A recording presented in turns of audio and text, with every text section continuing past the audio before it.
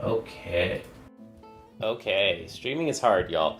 Alright, so I fixed the audio. Welcome back to my practice stream, everybody. My name is John. If it's your first time, it's a pleasure to meet you. Today is another day practicing linear algebra. We're going to be working determinants again. We're on like day 70 something now, and it's another very special stream, I think, because not only are we working determinants, but we have a new character that's joining the stream. We have a second stream introducing Axler. And we're going to begin contrasting the treatment of the determinant by Fraleigh with the treatment of the determinant by Axler. So, as Axler says in the back of the book, now available in open access, which, by the way, if anybody wants to work through this book together, you can get a free copy online. That's amazing. Mathematics is so cool in that we are sharing often our textbooks for free on the internet. That's amazing. So now available in open access, this best-selling textbook for a second course in linear algebra is aimed at undergraduate math majors and graduate students. So I have beef with people on the internet. If you look up online and you look up how to learn linear algebra, every single discussion will say, you should get Axler. You should get Axler, bro. Like, get Axler. Everybody is going to say, either read Strang or Axler. And it's like, those are completely different courses. Those are very different courses. This is a book for math majors, or at least somebody who needs advanced, pure mathematics, like more advanced graduate level math. In the first sentence on the back of this book, it says it's aimed at undergrad math majors and graduate students. So, I don't know. I have beef with people on the internet who say, like, oh, if you want to learn linear algebra, get Axler. I love it so far. I'm enjoying it, but I am a math major. I graduated about 15 years ago. I'm coming back.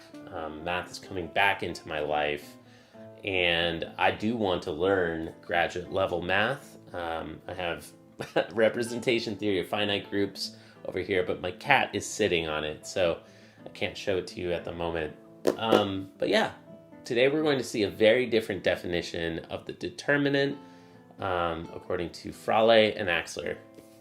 I really think that there is a book in between Strang and Axler. For me, Fraleigh is a fantastic out-of-print book that is conceptual. It is the right first course in linear algebra if you want to move to Axler next. Like, this would be an excellent book for a first course if your goal is to read Axler next. That is my strong opinion, and I don't know. You can fight me on it if you want. What's up? We've got a couple people in the chat already. How's it going? Dahaki, nice to meet you, I think. Is it your first time here, dude? And we got El Kukui. Whoa, I studied the basic way to find determinants to study vectors. Me too. I mean, I think it's the right way.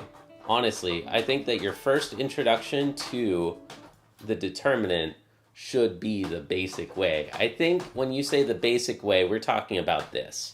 And we will do this. Luna, we will absolutely work some of these problems first. So, here's the first problem we're going to work, and then here's the second problem we're going to work.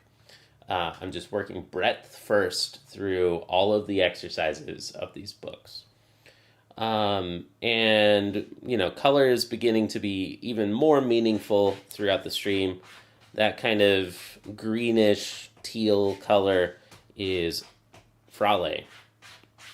And the yellow color is Axler. All right, so let's go. Solution. This is a nice little Sudoku. We've done a bunch of these on stream. Let's do another one.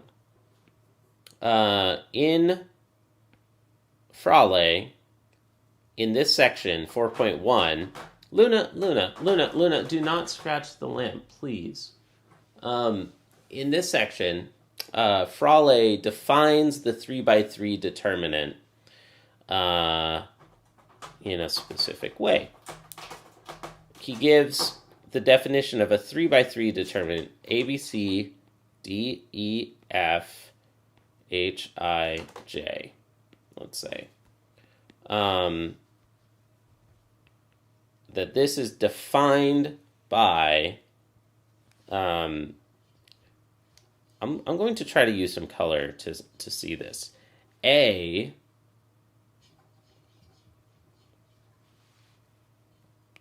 times the determinant of E, F, I, J minus B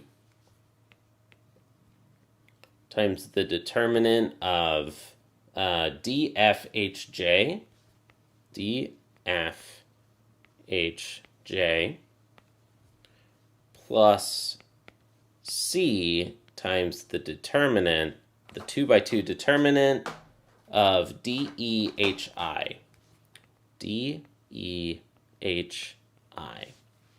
Okay, well, to define that, we need to define first the 2x2 determinant. So what am I doing? I don't even know.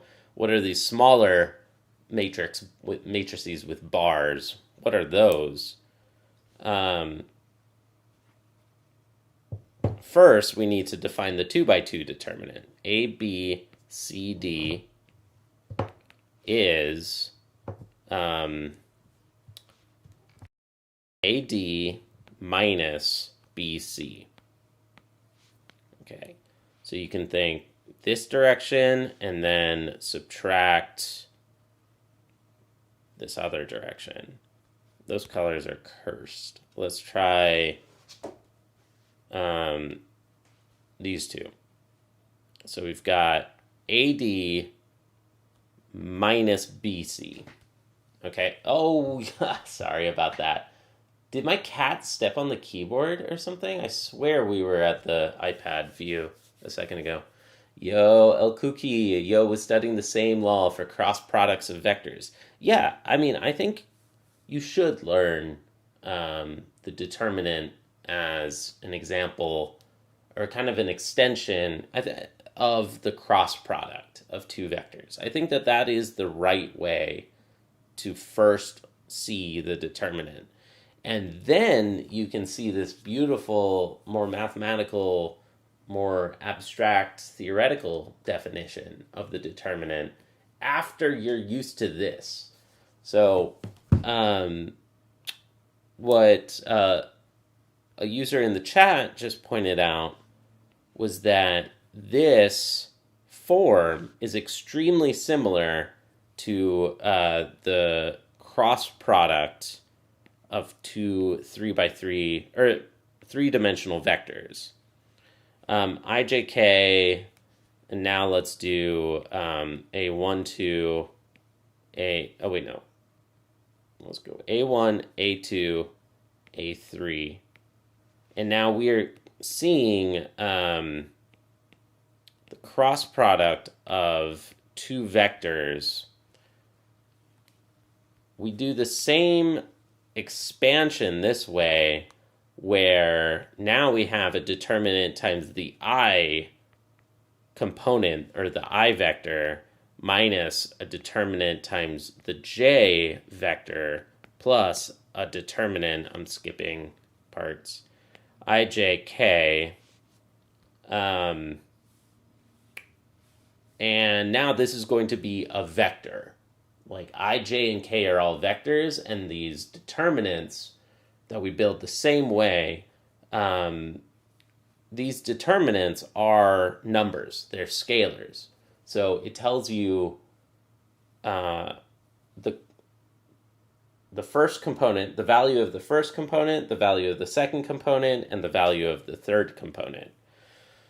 So I suppose once you've gotten used to this, we can see that this will be vector like the I component will be AB3 minus A3B2, or sorry, A2B3 minus A3B2. That's in the I component, meaning the first component. And then let's erase our little helpful things here.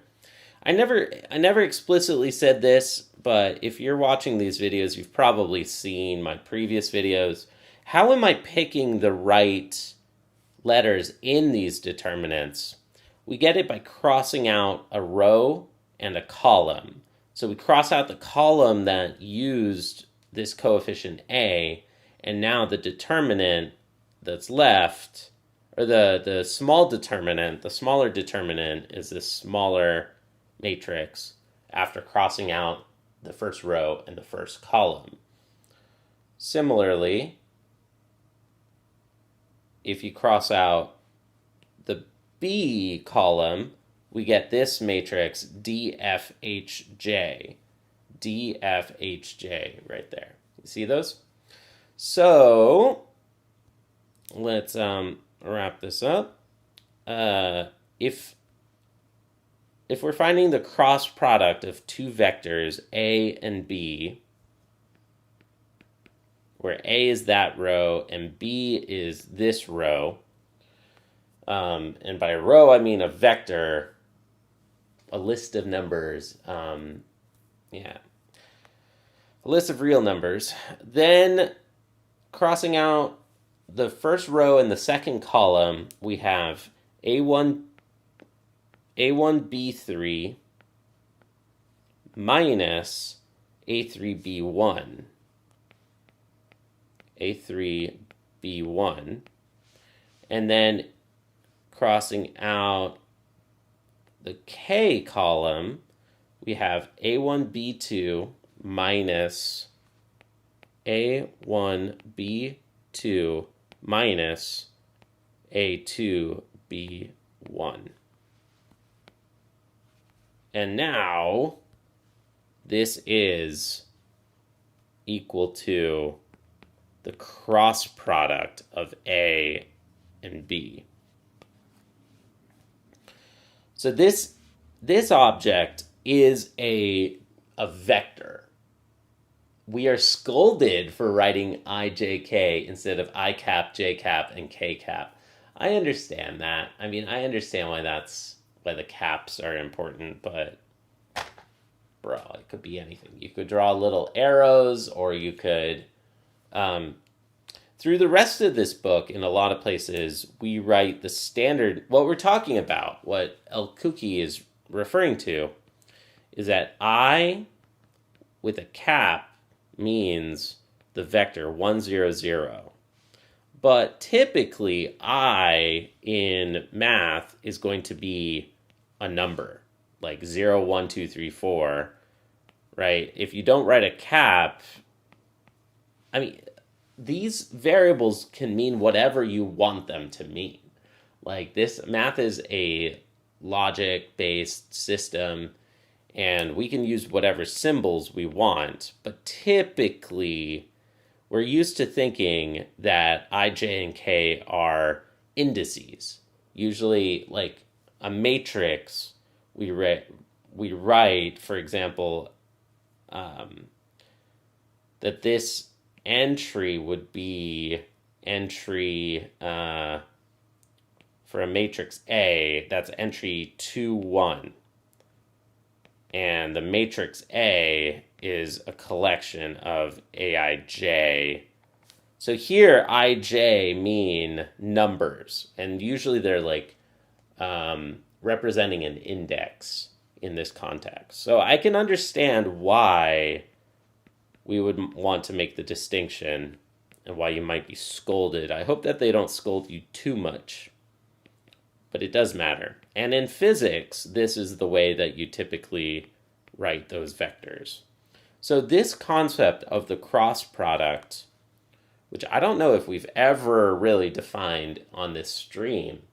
But this pops up in physics very much. I remember first seeing this when I took high school physics, like AP physics. And so my first experience of the determinant was in physics. And I don't remember if we learned it with matrices and with the matrix, kind of way. Like, I don't remember if we learned it this way or if we just memorize this complicated. Like, this is super hard for me to memorize. If I tried to memorize this, I would just always mix them up. But once you get used to learning a 2x2 pattern, then you can define the 3x3 cross product using that pattern. Again, defining each of these 2x2 matrices, which I was a little lazy on writing. And then from there, you can extend and say, okay, well, what about if we have three vectors, A, B, C, D, E, F, H, I, J, or three rows? Then we build this determinant, and we see that it is related to the volume of a parallelepiped. Is that what they're called? A box. Yeah. All right. Okay. So that was a lot. I know. And I just alluded to something at the very end here that I do want to cover for a second. A 2x2 determinant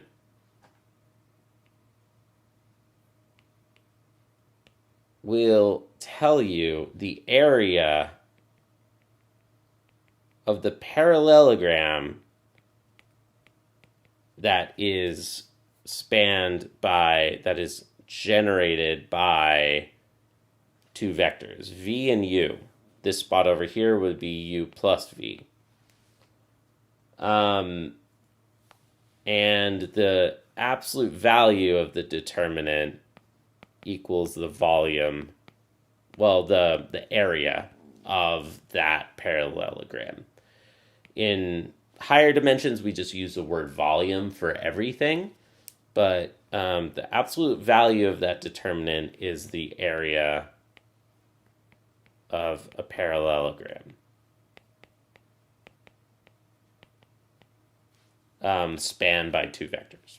Okay, so that was a lot. Let's get back to it. We went on a bit of an introduction tangent because somebody asked or somebody pointed out that this is the same as the cross product. And yes, 100%. I think that that's an even better first place to see the determinant. You don't want to jump right to Axler to learn the determinant. And yes, the determinant is useful, even if there is a way to learn linear algebra without the determinant, which is what Axler wrote this wonderful clickbaity title about. He's got this clickbait, this rage bait of linear algebra done right means don't teach the determinant. Like, defer the determinant till the very end of the book, to the part of the book that classes aren't going to get to. So, it's quite beautiful what I've seen so far of that book, and I look forward to learning more from it. So no shade to the approach, but it is designed for a second course. A first course, I think that you should learn the determinant this way. So we have 1, -2, 7, 0, 1, 4.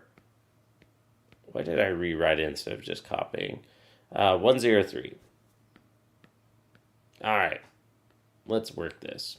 So as I said a second ago, we can build this 3x3 determinant in terms of smaller 2x2 determinants. 1, -2, 7, 0, 1, 4, 1, 0, 3. Okay, I got it right.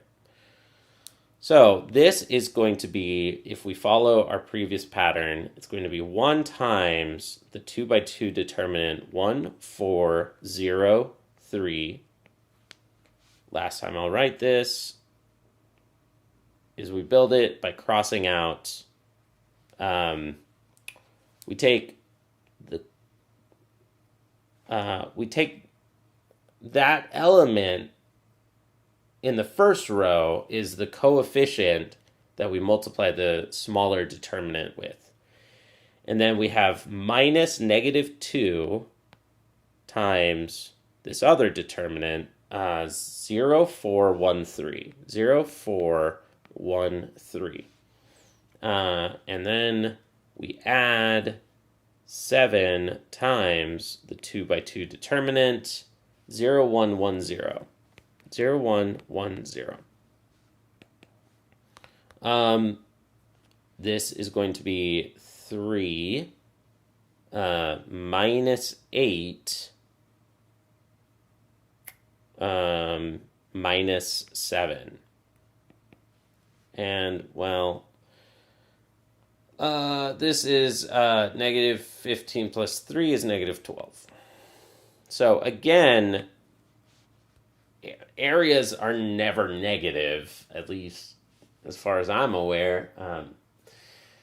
Areas are never negative, so we remember that this is the absolute value of the determinant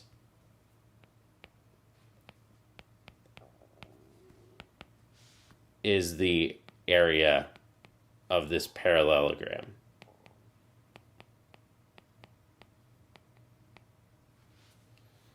Oh, I'm sorry. Now we're talking about the volume. This is the volume of the three-dimensional box.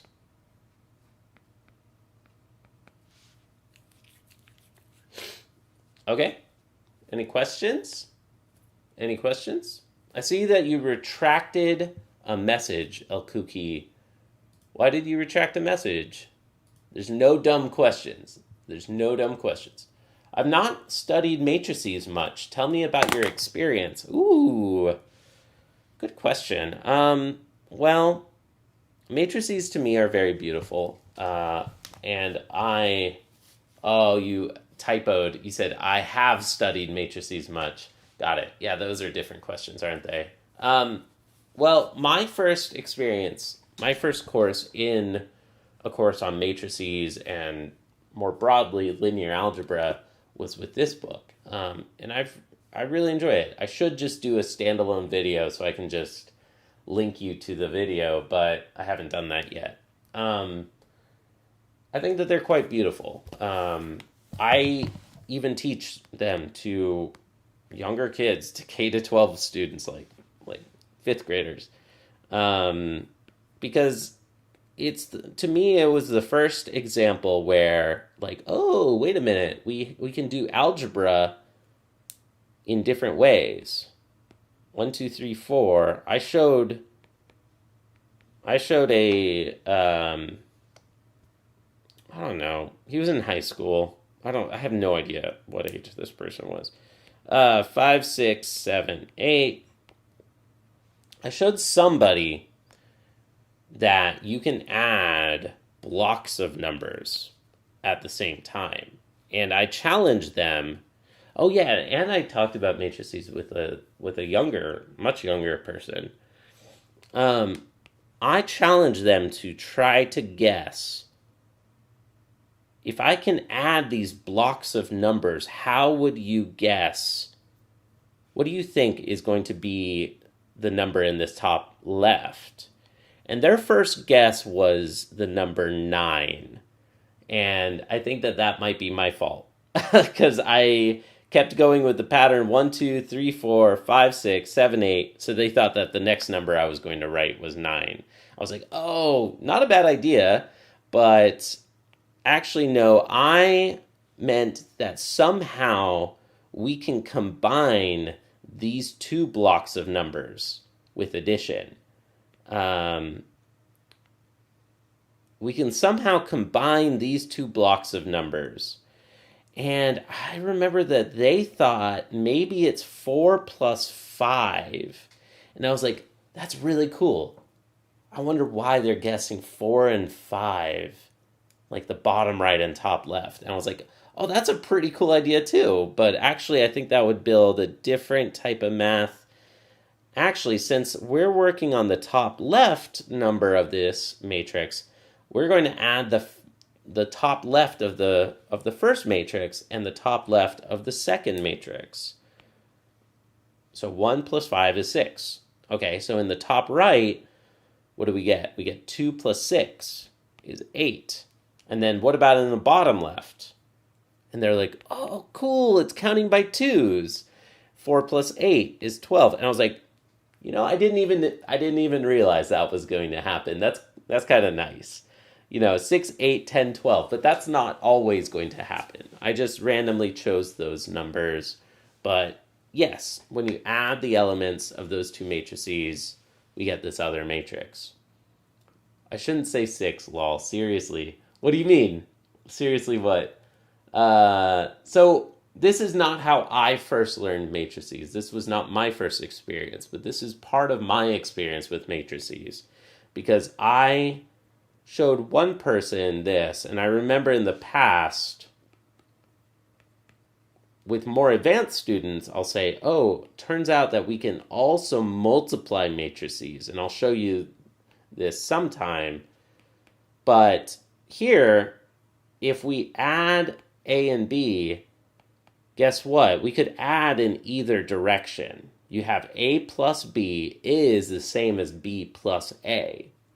Neat. What about A times B? I'll show you next time, but guess what?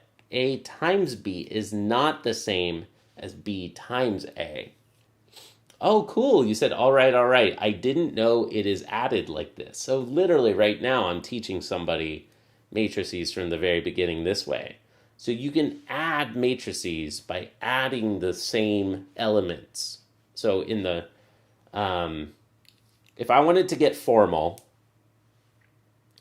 we could write matrix A as a collection of numbers Aij, and the matrix B, you were talking about how you were scolded for not writing the hats, and it's because we usually use I and J for indices. Now I can say that maybe this new matrix is a collection Cij, right? So what I just showed in green over here is that C11, the first row and the first column, is equal to A11 plus B11, right? The green highlighted circled numbers here is this equation. C11 is A11 plus B11. And in general, yes, you add elements component-wise. Cij is Aij plus Bij. And again, this is, Aij here are very different than the Aijk with the hat. So that connects back to what you brought up earlier. Hello, what's up, Tayo? Hello, may I come in? Of course. What's up? Nice to meet you. Yeah, this is an open door. I'm here practicing math. I'm practicing teaching. I'm practicing math for myself. We're going to see some more abstract math in a little bit, but I'm glad that we got to see some introduction, like you yourself have learned about the determinant like this, probably because of physics.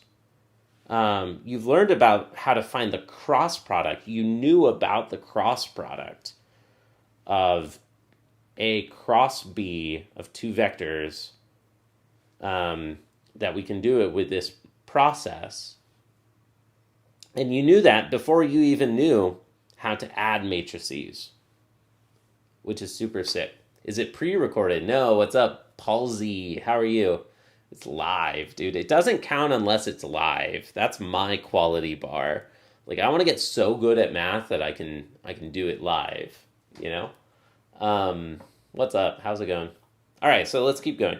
So this is an example, I think it's the first example everybody sees of a non-commutative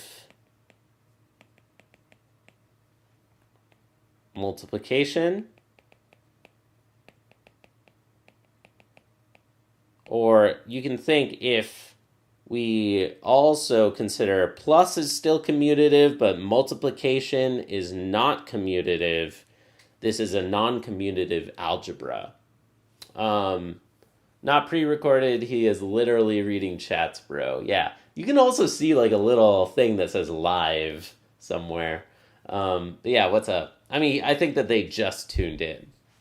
They got so excited. They clicked on the video, and they got so excited they couldn't wait a couple seconds to see if I was responding. They immediately were like, oh my gosh, is this a live math stream? I have to ask. Okay, let's keep going. All right, where are we? I think I've already calculated this determinant somewhere. Yeah, I completed it here. It's negative 12. So I'm going to go ahead and give this a green check mark. Done.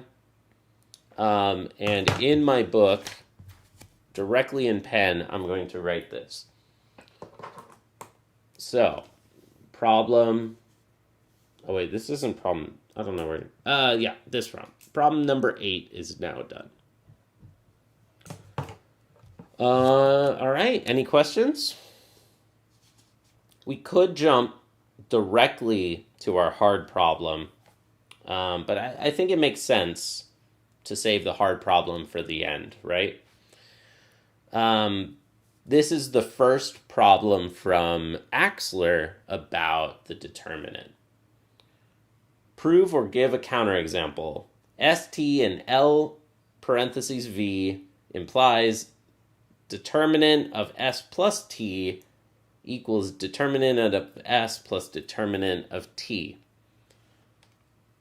I think we can all agree that that is more abstract. I need to look up some more definitions. I need to figure out what in the world are you talking about here.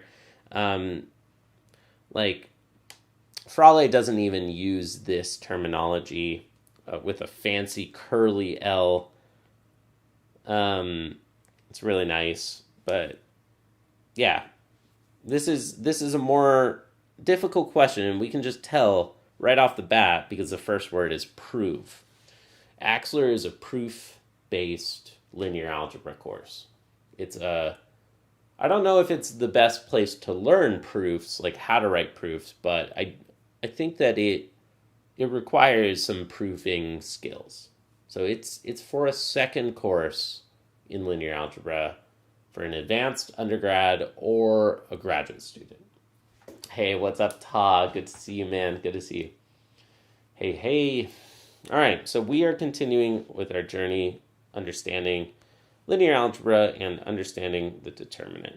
I accidentally moved these two things there. Let's just keep going.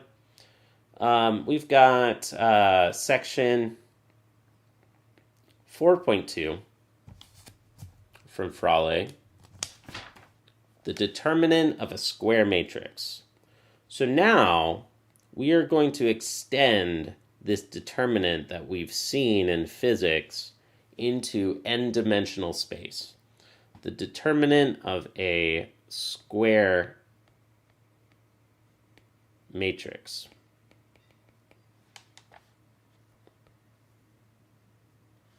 And in this, we have some definitions. And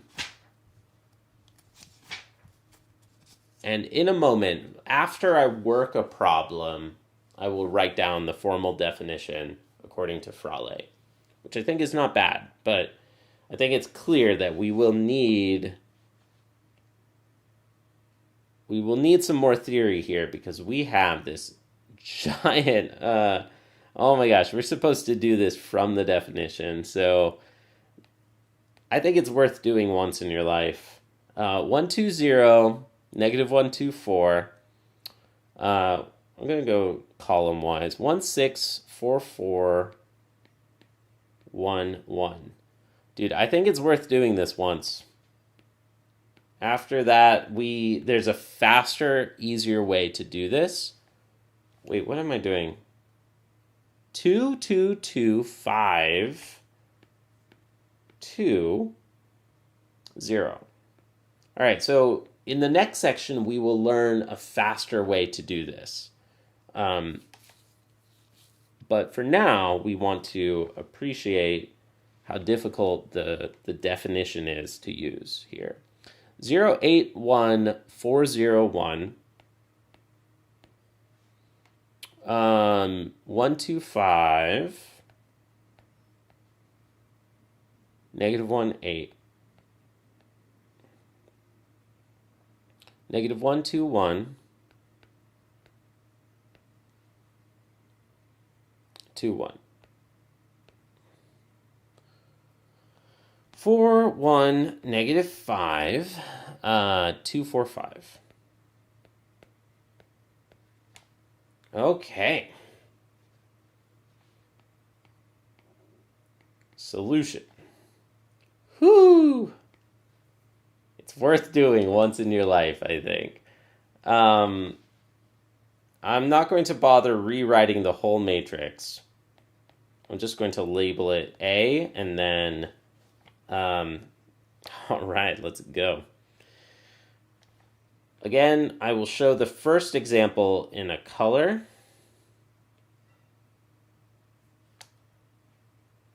That this is going to be 1 times the determinant 2. Are you serious? Okay. I don't think we have the tools we want that I want to use. Multiplicative property, row. No, we do. He introduces it in the same. Okay.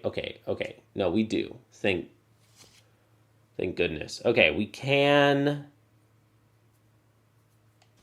do have the row interchange property. So first there's the definition based on cofactors, but then immediately in the same section, I thought it was in the next section. Immediately in the same section, we have the row interchange property. We have the equal rows property, the scalar multiplication property, the row addition property,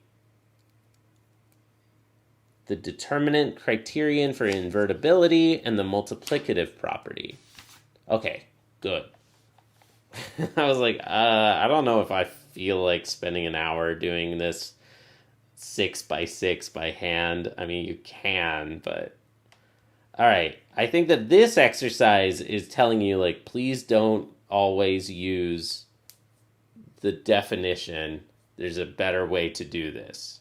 Like, these exercises from math books, usually they're designed in a way that try to, like, guide you to realize, oh, there's a better way on some of these. Okay, so let's find...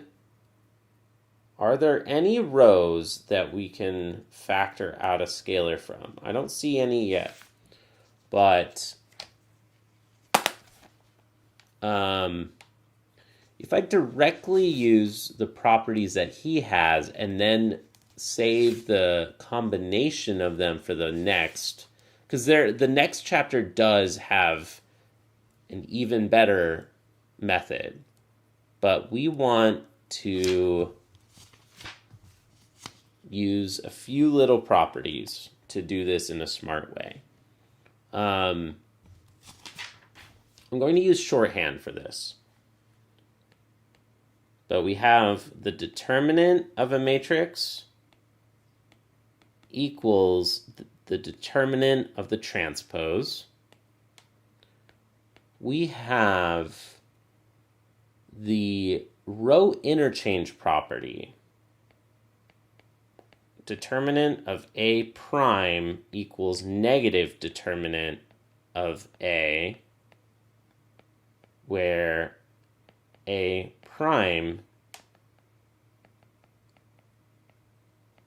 interchange two rows of A.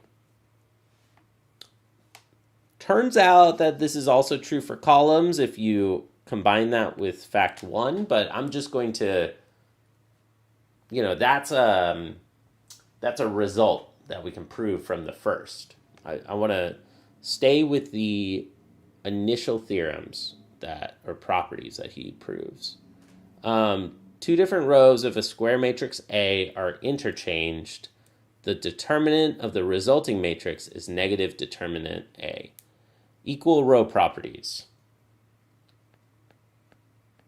If two rows of A are equal, determinant of A is 0. Getting really good at succinctly paraphrasing and writing.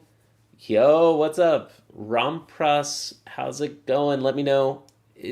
Should I call you Rampras? Is that right? Or Ram? What's up? Nice to meet you. You are new to the channel, but you want to learn linear algebra for competitive exam in math. Heck yeah. You found the right channel. Linear algebra is beautiful. Don't just study linear algebra to compete. Study linear algebra because it's beautiful, okay? I'm studying it just because it's beautiful. I'm never going to take ROM. Okay, heck yeah, man. Nice to meet you. Study linear, just enjoy it. Even if you're competing in exams, enjoy it. It's beautiful. It's nice. Okay, so we got two rows equal, then determinant of A is 0. Let's refactor and say, let's make this even cleaner.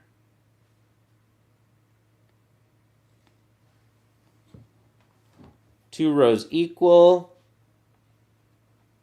then determinant of A is 0. I like that.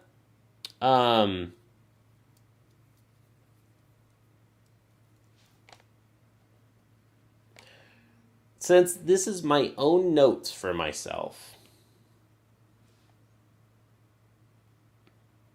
Ri equals Rj implies determinant A is 0. And voila, now I fit it on one line. How nice. If we have two rows that are equal, then the determinant is 0. Luna. No math book would write this fact this way. But in your notes or in a lecture, I think that this kind of notation is great. If you have two equal rows, then the determinant is 0. So I'm using R to imply Ri is the ith row of a matrix. Okay? Now, property 4, this is going to be useful, I think. If a single row of a square matrix A is multiplied by a scalar R, the determinant of the resulting matrix is R times determinant A. Okay, I like it a lot, but I'm going to slightly change it. Determinant of A prime equals K times determinant A, where A prime is defined by some row is a scaling of a row. So prime usually in math means like a modification or a new version of something. So where A prime is defined by Ri prime equals K times Ri. If we're using primes, then I can even kind of make this a little more succinct.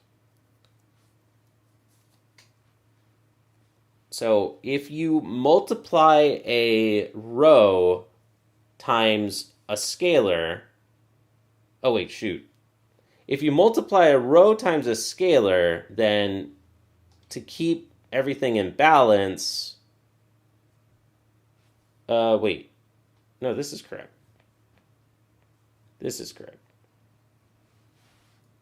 If you multiply a row by a scalar, then you also multiply the value of the determinant by that scalar. Yeah, that is correct. Okay, now part 5, the row addition property. Determinant of A prime is equal to the determinant of matrix A, where any row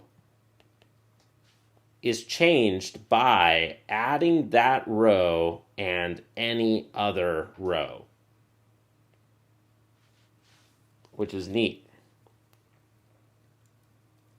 So as long as row I, like say the second row or something, is fixed, as long as these are the same, then you can add any other row to a row and we keep the same value of the determinant. The determinant criterion for invertibility. A inverse exists if and only if determinant of A is not 0. 7. The multiplicative property. Determinant of AB equals determinant of A times determinant of B.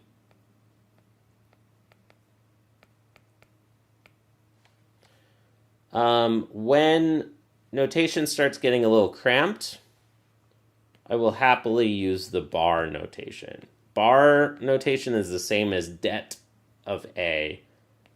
Determinant AB is the same as determinant A times determinant of B.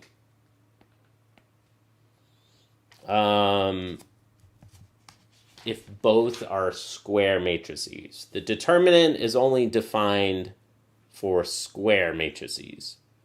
And that's it. So these are all of the mathematical theorems, math facts about the determinant.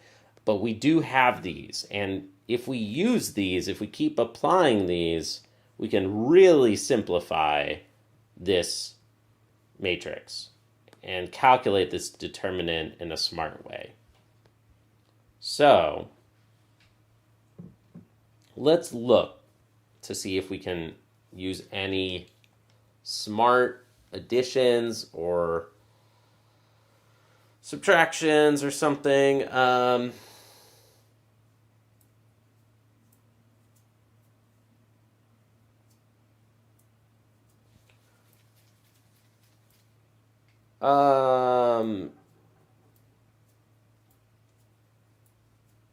Geez, how do we get...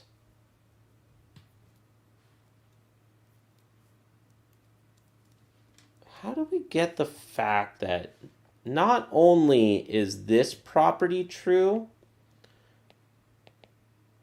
but you can add any scaling of the second row.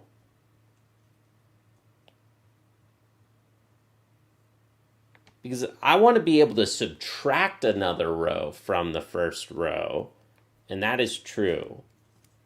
How do we get, can we combine, do we somehow combine these two and then remove the second?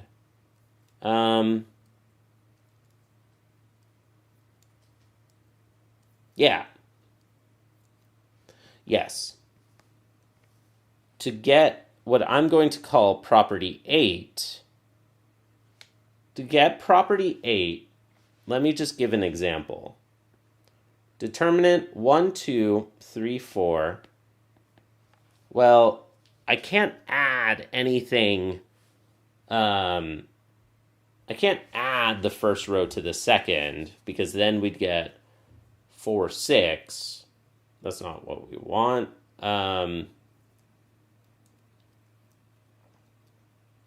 But what we can do is we can multiply the first row by negative. Let's say we can multiply the first row by -3.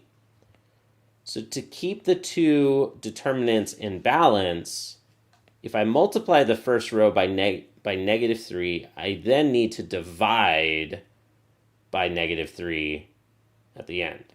So -3, -6, 3, 4. And this is -1/3. And I got this from property, where is it? Property 4. I use property 4 to get this simplification.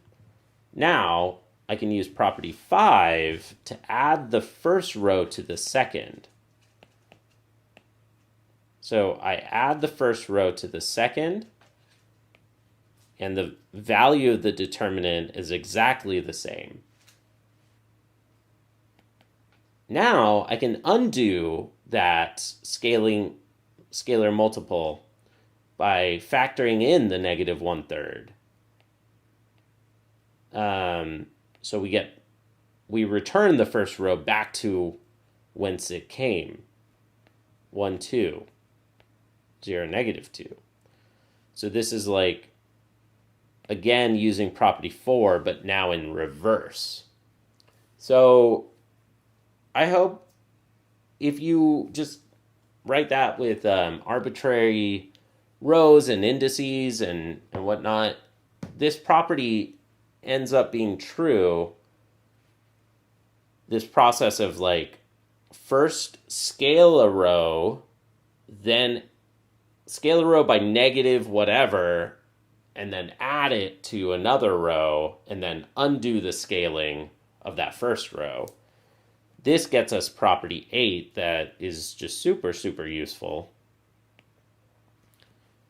That you can add any scalar multiple of another row as long as you keep the row in question.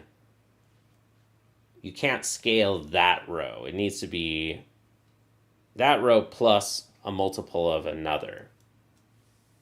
Hey, what's up? How's it going, Vav? Good to see you, bro. Good to see you. I went to a live stream of a math teacher solving previous year question paper of math in JEE Advanced. Came back because I didn't understand anything. Lol. Yeah, nice. Yeah, someday I'll work some JEE math. We will do it someday.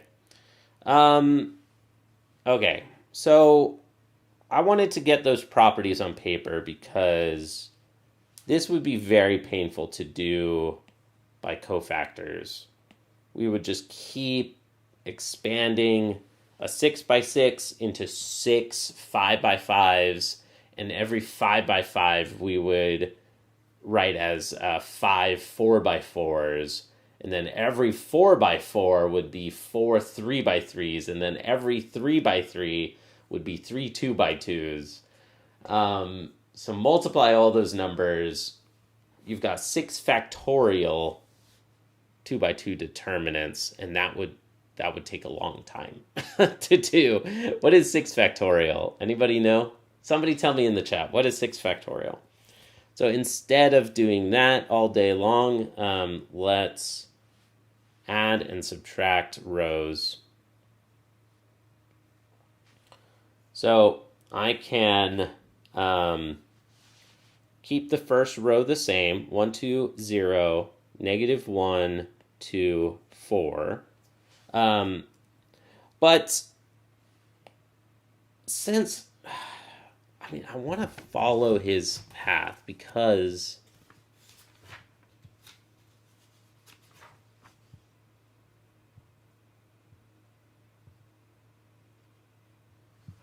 I want to follow his path because getting this last 0.8 is what he puts in the next section that you can essentially do row echelon form.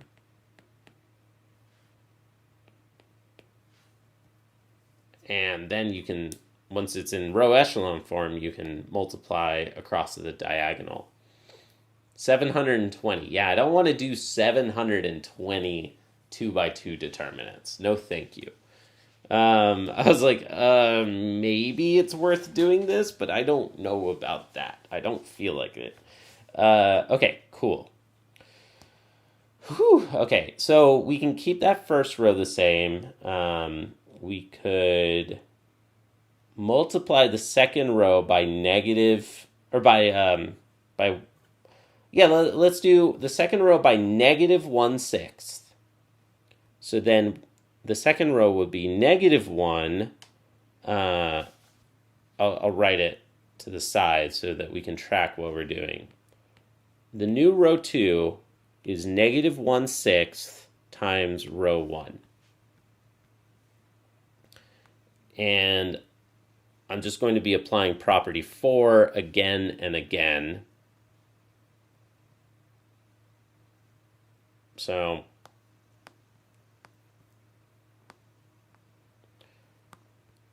if I have 2 divided by negative 6 would be negative 1/3.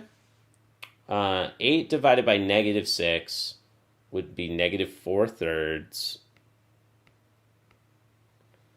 1 divided by negative 6 is negative 1/6. And then negative 1 divided by negative 6 is positive 1/6. 1 divided by negative 6 is negative 1/6. Again, there is a better way to do this, but I want to show you all how the row echelon version of row reduction is a application of these properties. All right, so now the third row, we are dividing by negative 4.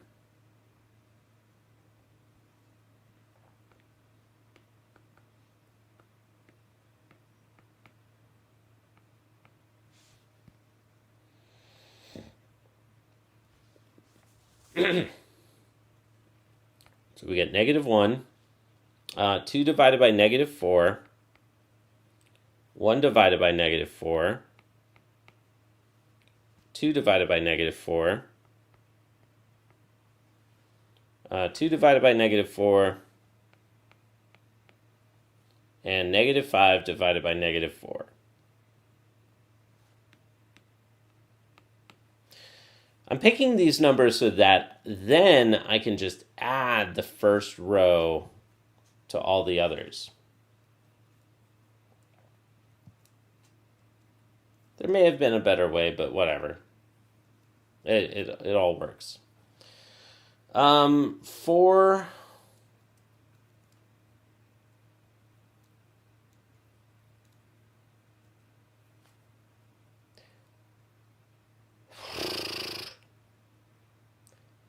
Let's do it another way. Let's try to avoid fractions. Solving math problems involves a lot of dead ends and starts and stops and restarting. Like if you see that there's a better way, it's just worth it to restart. What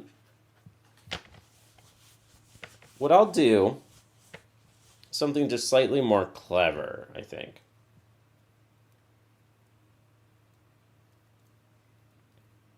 I will multiply the the fourth row by -1 so that I can add it with the third row.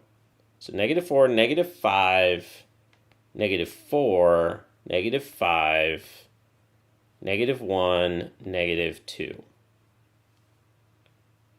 -2.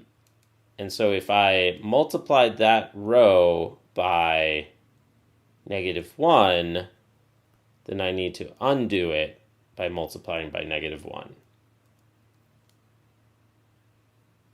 Yeah, I forgot to have my scaling factors in the leading. All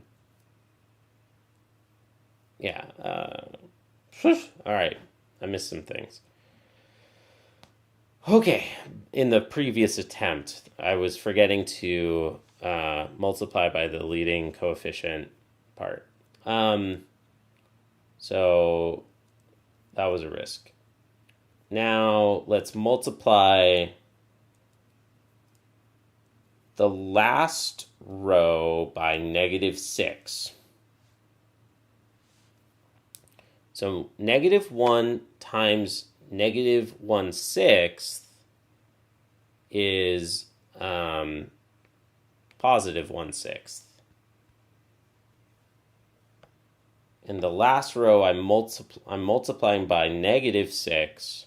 So we get -6, 0, -6, -48,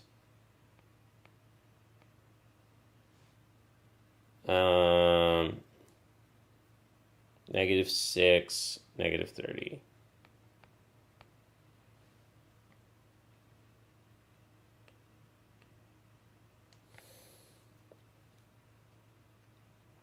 Okay.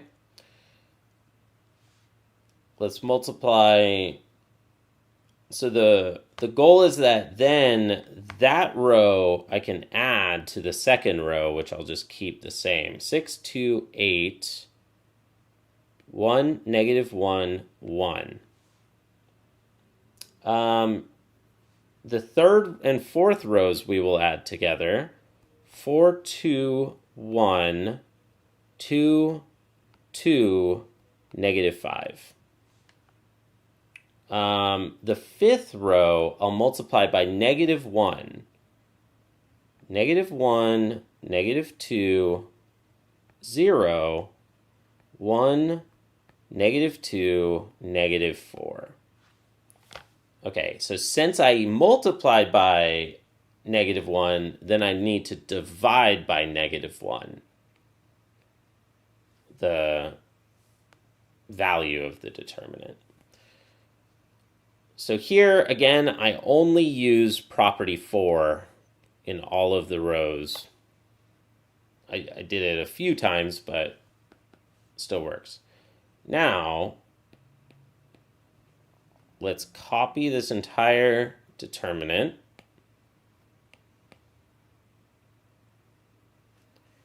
And property 5 says that determinant of A prime is equal to determinant of A, where we add any row to another.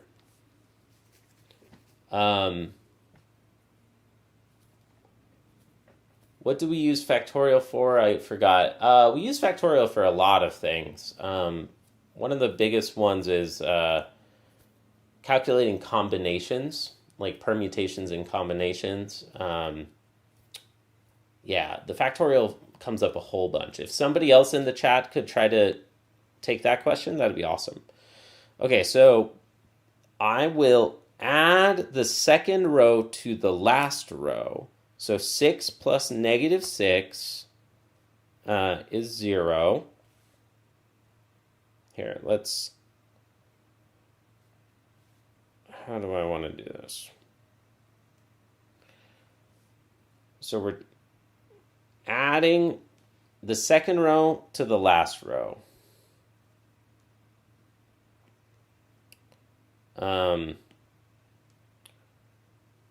6 plus negative 6 is 0. 0 plus 2. Negative 6 plus 8.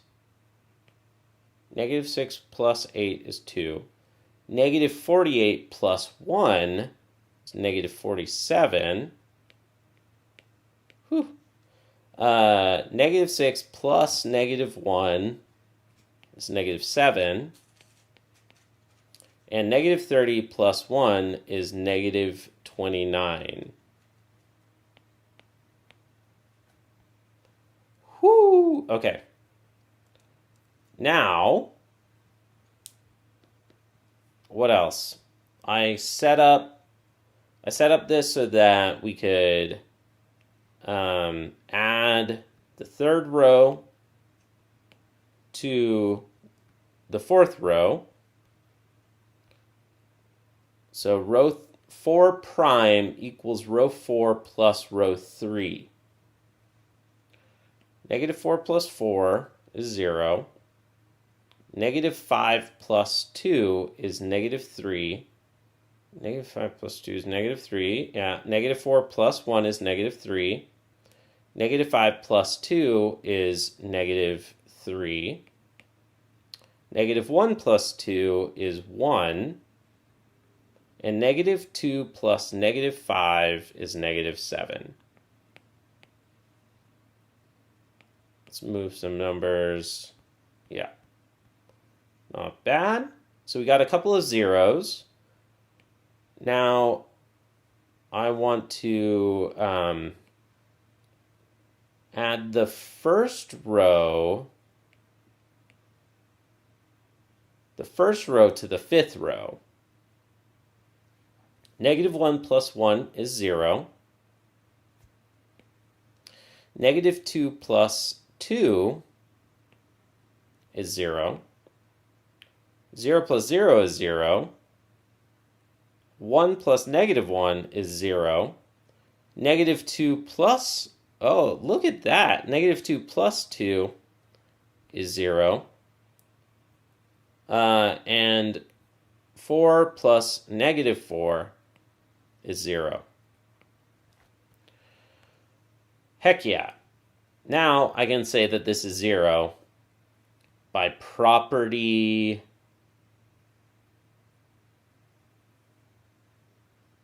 3. By property 3, I can say that this matrix is 0. If I had noticed that earlier, I could have avoided those other rows that I was focusing on first. But, oh well, that's okay. By property 3. Excellent. So if I were working this as a homework set, I'd do it again, a third time. And I'd only focus on showing that row 1... You know what? What am I doing? Yeah, at the very beginning, if I were showing this in a homework set, at the very beginning, row 1 equals row 5. And so we get property 3 from the very beginning. I guess, wait, if a row is zeros, there's one property in this. I guess row 3 was, if 2 rows are equal, then the determinant is 0. So I kind of misspoke, but there is a property. I thought that...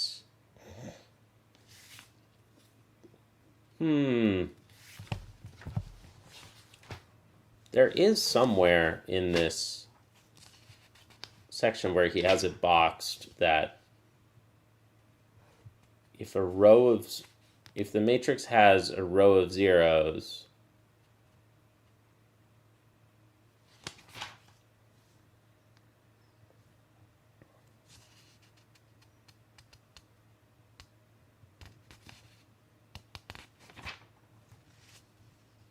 then the determinant is 0.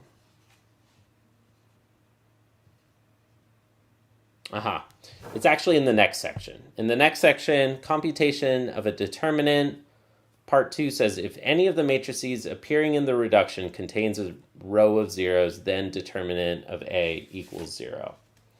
So, technically speaking, we should use the row interchange property first.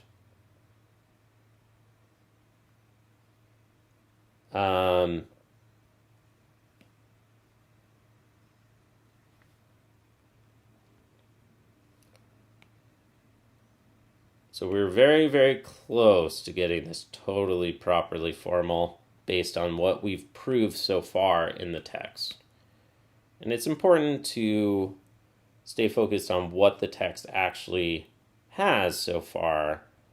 We'll move Axler away. I don't know if we're going to get to Axler today. So we've got a row of zeros. And now what we can do is we can interchange. We can interchange any two rows. Does it have to be adjacent rows? No, if two different rows of a square matrix are interchanged, the determinant of the resulting matrix is negative determinant A. So this, I use property 2. Determinant of A equals 0 of if, not equals to 0.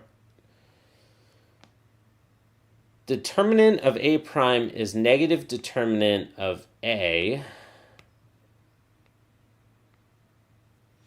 if our I prime equals Rj and Rj prime equals Ri. So here I wrote a way to show an interchange of two rows. If I swap rows I and j, if any two rows are interchanged, then the sign alternates for the determinant. So since I interchanged two rows, I need to change the sign. So now we have 1/6 of this determinant. Now I can use the property of expansion by cofactors. Equals 0 times determinant of A crossing out the first row in the first column minus 0 times the determinant of A after crossing out the first row and the second column plus and minus 0. Yeah. Plus and minus ... plus or minus the last one. Whatever it is, I forget. I could count it, but who cares? Let's keep going.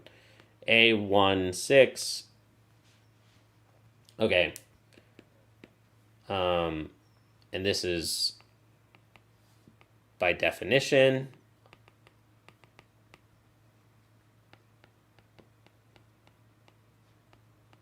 expansion by minors.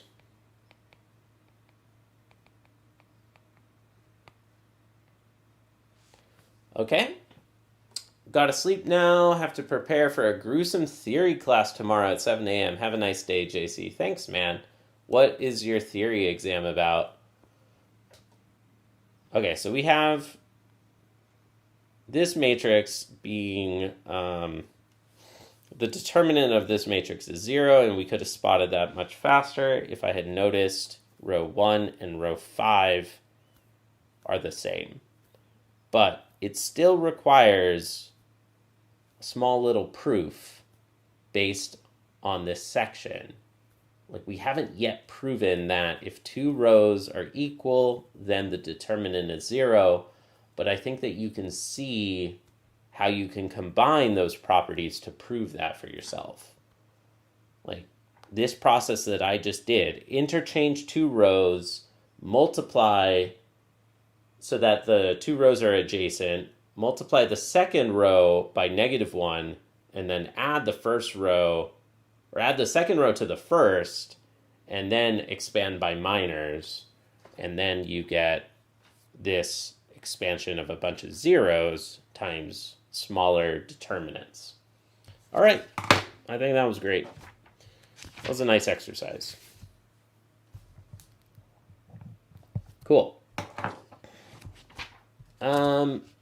Computation of determinants and Cramer's rule. This section is saying that we can row reduce. We can use row reduction to calculate determinants. So section 4.3, computation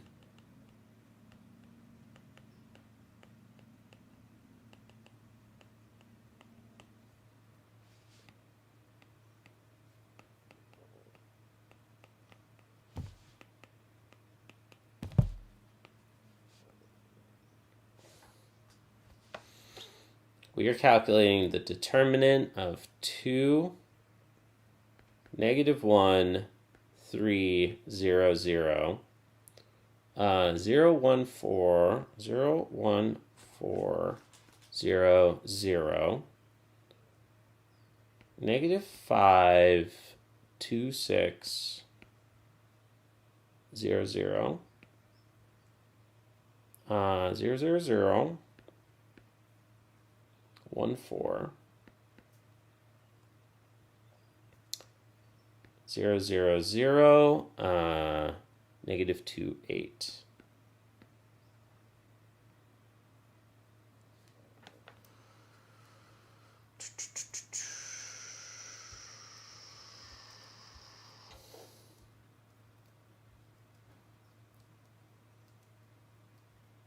Well, I know some cool facts from later linear algebra, but notice that we have a very neat little pattern in this matrix where we have these two kind of smaller matrices within the matrix where all the other elements are zeros. There's some kind of cool structure there, that those matrices are lined up in diagonals. We've seen in the stream before how this is a Jordan canonical form. And I think that this is going to be the product of the two determinants. But let's see. If I remember correctly, I think that that's what it will be. So what we can do is, in this section, we show that we do a row reduction to row echelon form using only, how do they say it? Using only row addition and row interchanges. Using only row addition and row interchanges. I mean, that's kind of true, but you can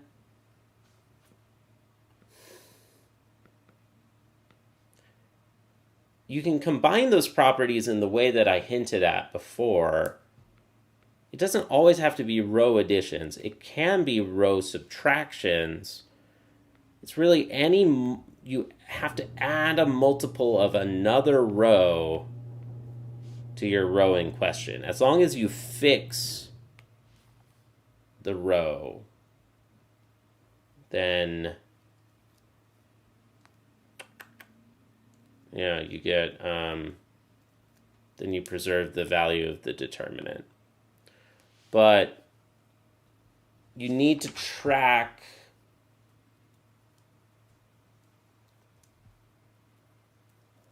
the number of row interchanges that you're performing, and any scalings that you use. So it's important to track all of your operations in the process of doing this reduction.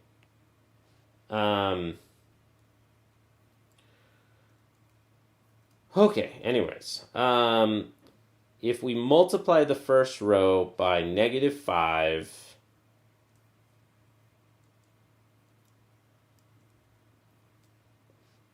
oh, you know what?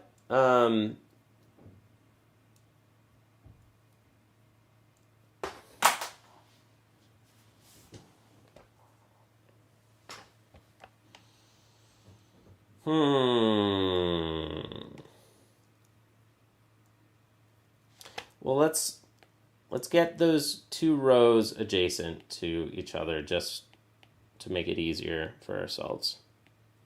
2, -1, 3, 0, 0, -5, 2, 6, 0, 0, 0, 1, 4, 0, 0,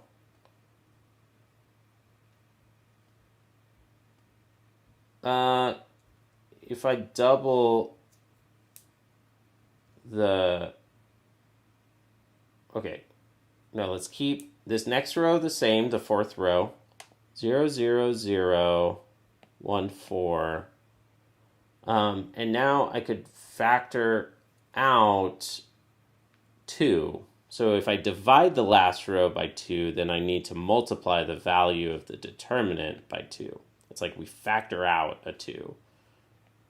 0, 0, 0, -1, 4. Okay. I shouldn't do row reduction. I should just say equals.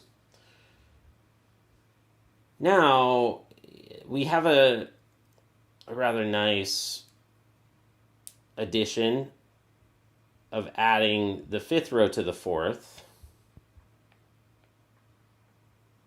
or adding the fourth row to the fifth, better.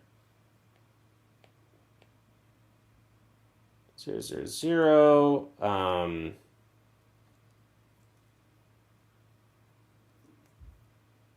0, 8.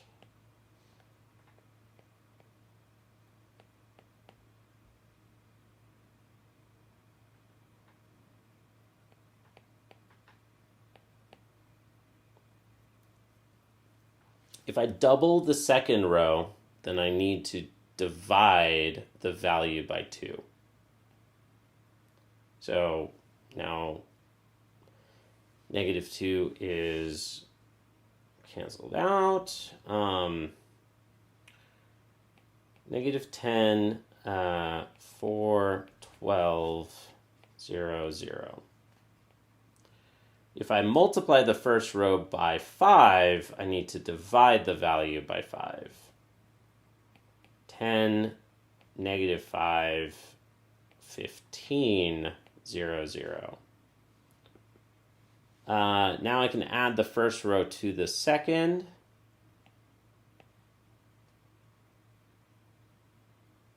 Zero, -1, 12 plus 15 is 27, 0 and 0. And then I can also factor out the 5 from the first row again. So if I factor out the 5, then we have negative in the leading coefficient. 2, -1, 3, 0, 0. So that's that process of like factoring. Do you need abstract algebra or real analysis for Axler? No, but you do need proofs. You need some mathematical maturity. You need some ability to write proofs. And my college taught proof skills in an abstract algebra course. So, I mean, you should learn how to prove mathematical facts before starting Axler, because Axler does not teach proofs. It assumes that you know proofs. 0, 0, 0, 1, 4. And I can factor out the 8 from this last row. Now we're getting closer. We could add the second row to the third. 2, negative 1, 3, 0, 0, 0.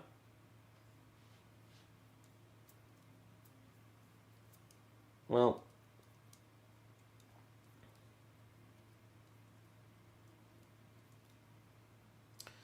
yeah, let's keep it.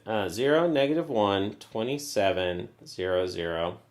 So we can add the third row to the second. 0, 0, 27 plus 4 is 31, 0, 0.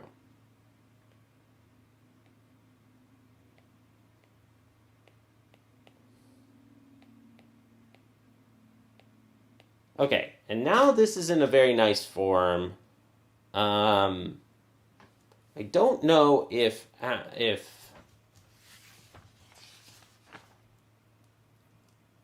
reduce A to an echelon form using only row addition and row interchanges. If any of the matrices appearing in the reduction contains a row of zeros, then determinant of A equals 0. Otherwise, determinant of A equals negative 1 to the R times the product of pivots, where R is the number of row interchanges performed. In other words, Fraleigh, and right now I'm not working Axler, let me be clear about that. Do any of us know proofs, though? You're going to get me on a philosophical tangent here, and I'm not falling for it. Determinant of an upper triangular matrix is the product of the diagonals.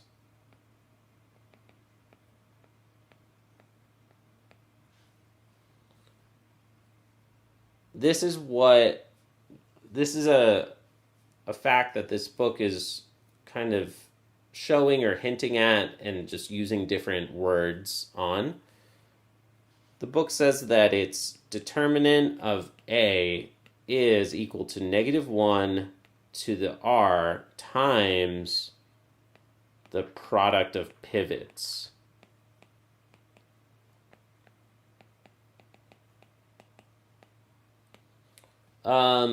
Where R is the number of row interchanges. Yeah, I mean, I don't love it. Because in this little algorithm, it's not pointing out that you need to track your scalings carefully.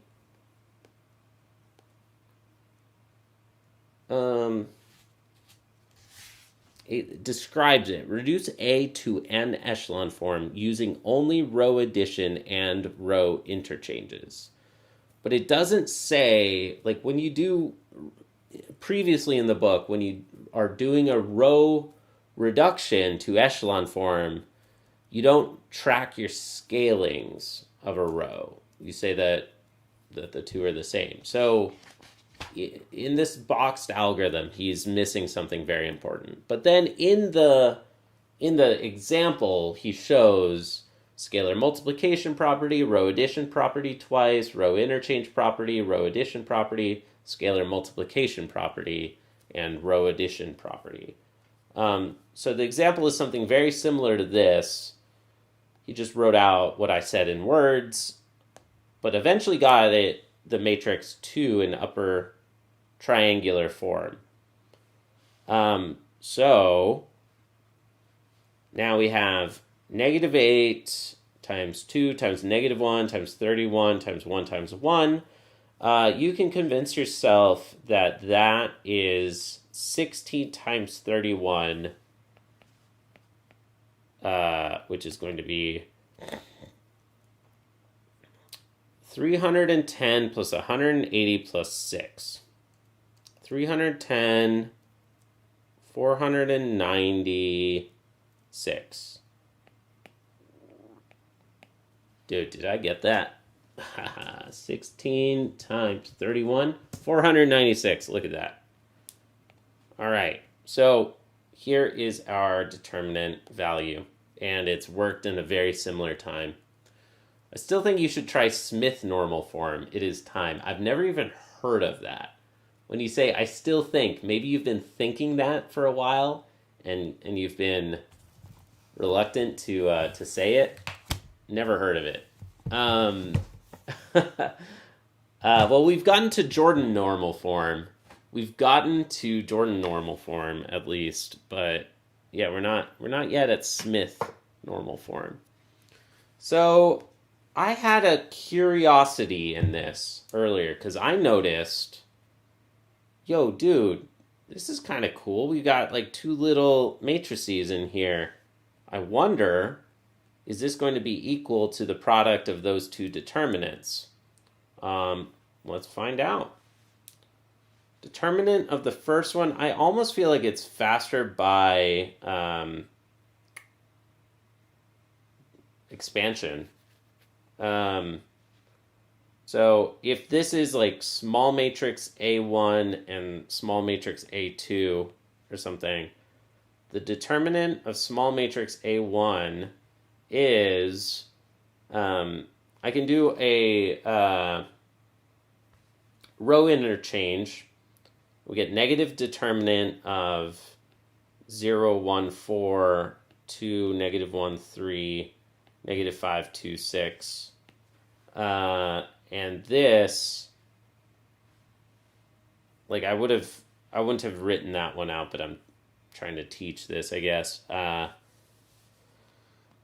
This would be negative, or, yeah, how do I explain it? If you factor through the negative in the expanded form, instead of subtracting this cofactor, you add it. So we have the addition of 2 times 6, 12 plus 15. 12 plus 15 is 27.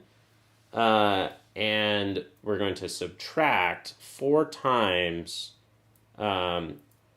4 minus 5. 4 minus 5 is negative 1. And we get 27 plus 4 is 31. Didn't we get a 31 in this? Yeah, we did get a 31 in this. Right there.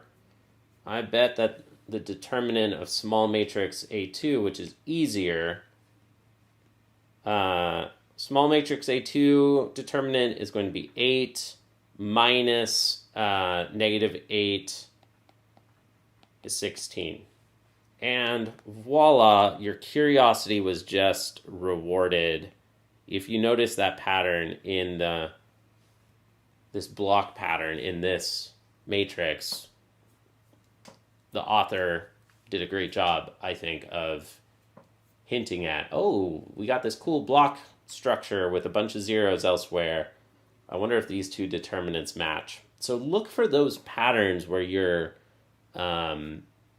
curious. If you're just curious, like, oh, there's a cool, interesting little submatrix structure in this thing. I wonder if the two match. And they do. So we have a hint toward Jordan normal form in this. Smith normal form is row reduction, but for integer matrices. Ooh. Indeed, it is the product of the determinants, but the bigger question is conceptually, why is that the case? Yeah, this book gets there in chapter 10. Chapter 10, we do get there in this. But this is one of these problems that Taalman calls a thinking forward or a peek forward or something. in Taalman's calculus book, she says at the end, like, thinking ahead or a glimpse toward the future, she would have said, like, exercise 10, notice that there are small blocks, and it turns out that the determinant equals the product of the two determinants. Show that this is the case, or something like that. And then says, this is an example of what we will later call Jordan normal form, which I think is super cool pedagogically, like to like peek forward and see that we're going to later on have this interesting structure, and we can't prove it yet, but eventually we'll see that that's always true. Ooh. With Smith normal form, you can prove/derive the classification of finite abelian groups. You're talking about the classification into like a product of whatever it is, right? Like classification of a finite abelian groups is some sort of direct product of cyclic groups. Is that correct? Hell yeah. Something like that. Well, that's really cool. I definitely want to look that up. I haven't seen that. Smith normal form. Let me remind myself that we can get this pretty little fancy set of symbols.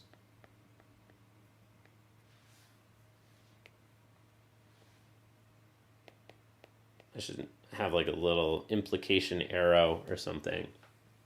Neat. Okay, finally, an hour 37 into this stream. I'm sorry for the clickbait, everybody. We've got Sheldon Axler on the thumbnail, linear algebra done right, and we just spent an hour 37 on calculating determinants by hand. I feel like he's very upset. I think we got to get Axler in the chat someday. I think it'll happen someday. And he'll be like, take my book off of your thumbnail if you're going to work determinants for an hour and a half straight.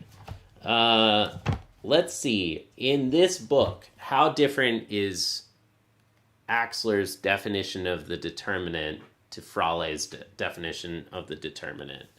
And then we can use that to prove or give a counterexample of this. So this is our goal. I want to solve the first exercise. This is a problem-solving stream. But I'm going to pause and I'm going to say, dude, what the heck is this symbol? I've never seen that before. Maybe these are matrices. I don't know what that is. I don't know L of V. But just from... Okay.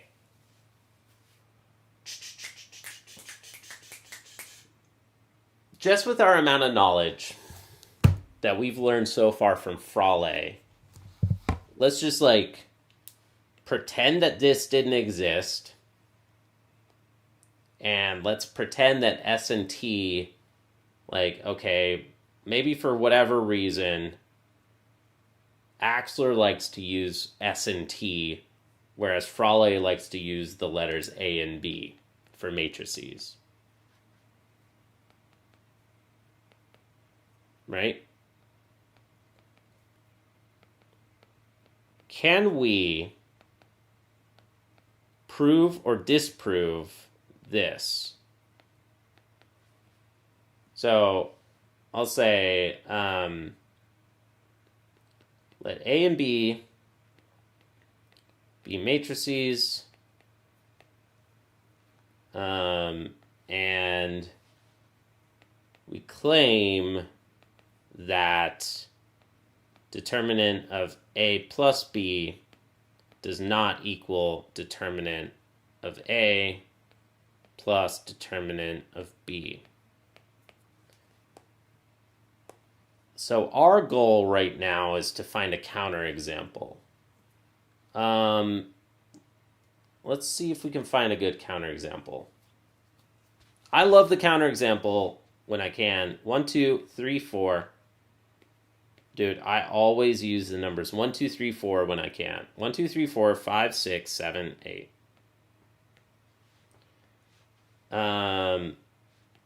Because this isn't a proof at all. Like, if it happens to be the case that this thing is true for these matrices, I might want to think harder. But as a first pass, just guessing, like, it would be unlikely that a mathematical statement is true if I randomly pick these numbers. They're so more or less unrelated. So we can try it. We can try to see if this works. And then maybe we can simplify. Who knows? Determinant of A is 4 minus 6, negative 2. Determinant of B is 40 minus 42. Uh-oh. I wonder if this ends up being true. Determinant of A plus B would be, well, let's write A plus B over here. Like, when I'm trying to construct a random counterexample like this, and I make up some random numbers, the fact that these two determinants do equal each other, which I didn't realize, that's kind of nice.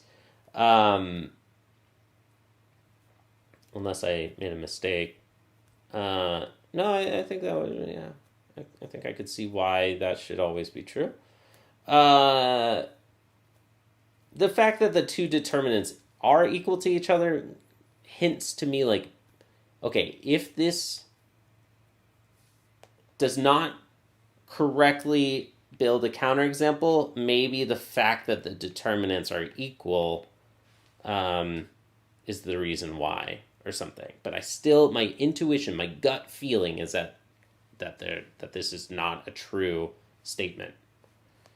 A plus B would be 6, I remember, 6, 8, 10, 12. So the determinant of, well, first, clearly, I mean, we don't need to do as much work to get determinant of A plus determinant of B is negative 4. What about determinant of A plus B? We get 72. Oh, wait, 72, yeah, minus 80 is negative 8. Voila, out of thin air, I just constructed an example where determinant of A plus determinant of B does not equal determinant of A plus B. And again, Sheldon Axler is very upset that I just used concrete examples of matrices with numbers in response to his much more beautiful question. So if I pretend that this L of V, like I'm not even going to bother looking that up, and I'm just going to say maybe he likes to use letters S and T instead of A and B, then I just disproved and said that this is false. Now, part of the reason why I'm so confident in this and explaining it this way is that there is this correspondence of hint L of V means the set of linear transformations on a vector space. And there is a correspondence of a linear transformation with a matrix. So I think that to disprove this claim, I can construct an example of two matrices where this is not true, and then therefore it's not true for linear transformations either.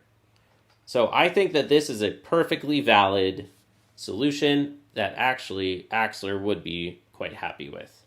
If I can find two matrices where this property fails, then the linear transformations that they represent also fail. Like this claim also fails. So you only need one counterexample. Like I don't need to prove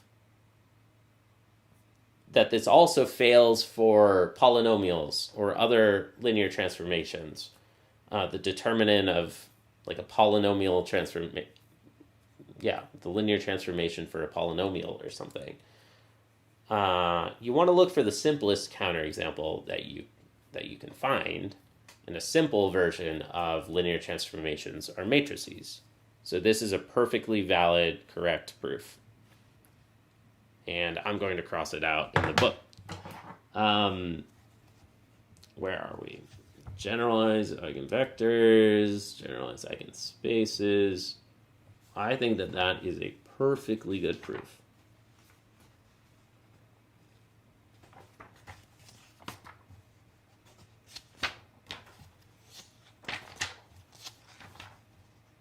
Yeah.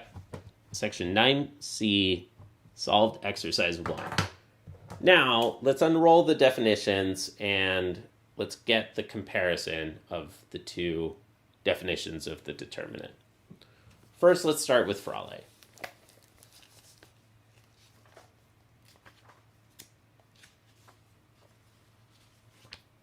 I've written this a few times, but for the sake of I could try to dig around and find it, but it's kind of nice to get another muscle memory repetition on this definition.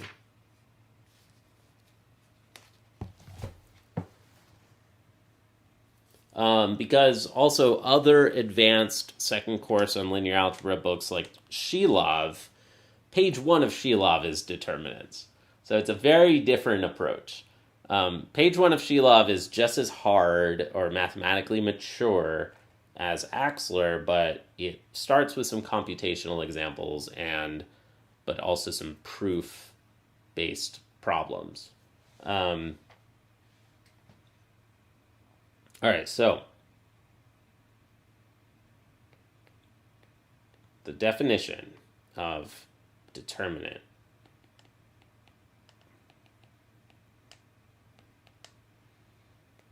by Fraleigh. So we've worked a problem, we've done a bunch of cool stuff. Now let's get a little theory and some note-taking. The determinant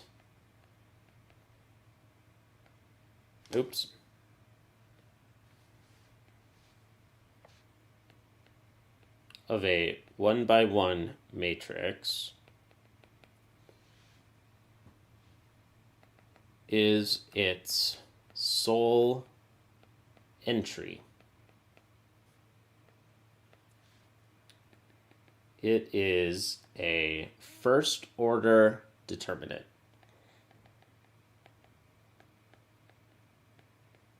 Dude, Leo, are you still in the chat? Are you still chilling? Enjoying the math ASMR of a math hobbyist? If so, my question to you is, you're writing a linear algebra book. Do you want somebody to read your linear algebra book after Axler, or is it a alternative to Axler? Like, I feel like you're shooting for a linear algebra book for a second course in linear algebra for somebody who also wants to learn category theory. Like, is that accurate, or is it meant to be more of a third course of linear algebra or something? Do you imagine a course actually being taught out of your book?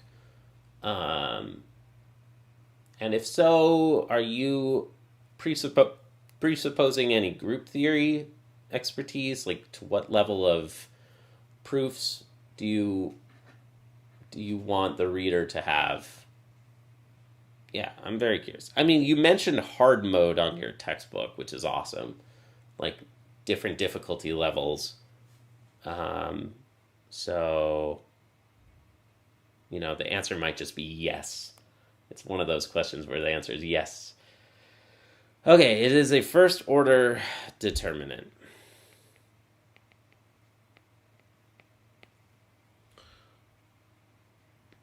Let n be greater than 1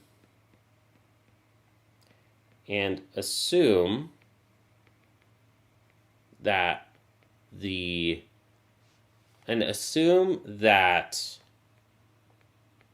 determinants, because I assume that your book is not for a first course. I'm going to claim that this is a fairly good definition for a first course in linear algebra. We've got an inductive definition that's pretty mathematically precise. Let n be greater than 1 and assume that determinants of order less than n have been defined.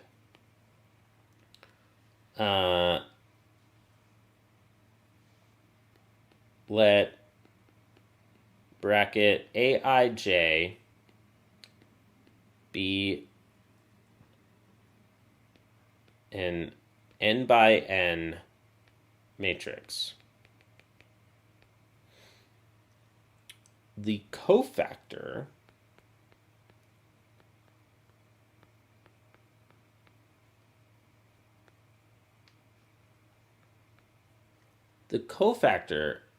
of aij in A is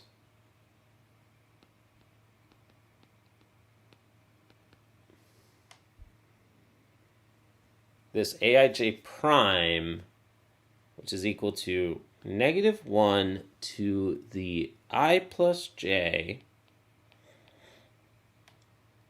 times determinant of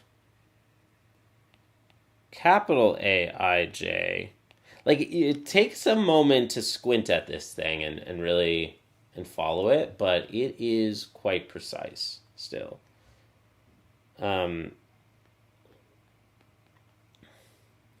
Where Aij, given in equation 1, is the... Oh, there's a typo. Weird. Yeah, there's a typo in this. Where Aij is the minor matrix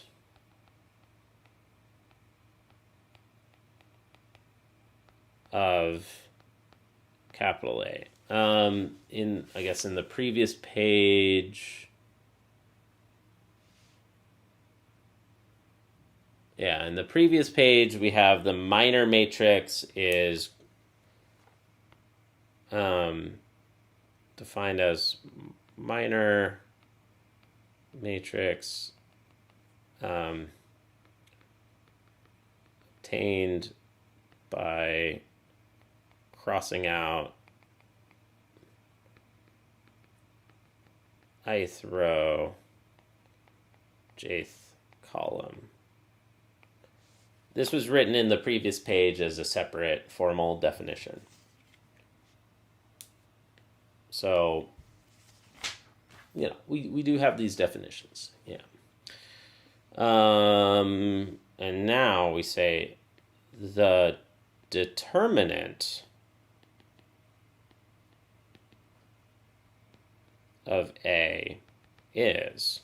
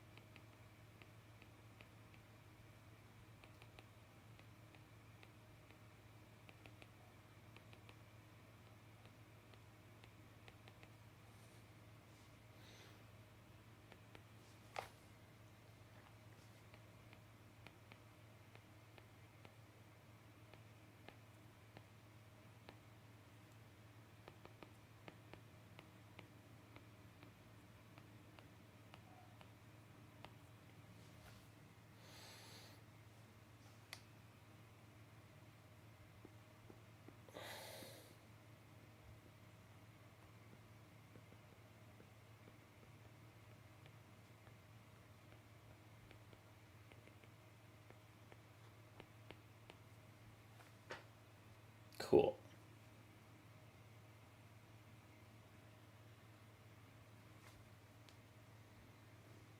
So here we go. Here's Fraleigh's definition. It's a pretty standard definition in a first course of linear algebra. It's a slightly difficult formula to write down because you have to define the cofactors and you need to define minor matrices. But it works. I mean, what I find a little, to me, questionable is that we have the -1, the alternating sign in the definition of Aij as opposed to written out in this equation, but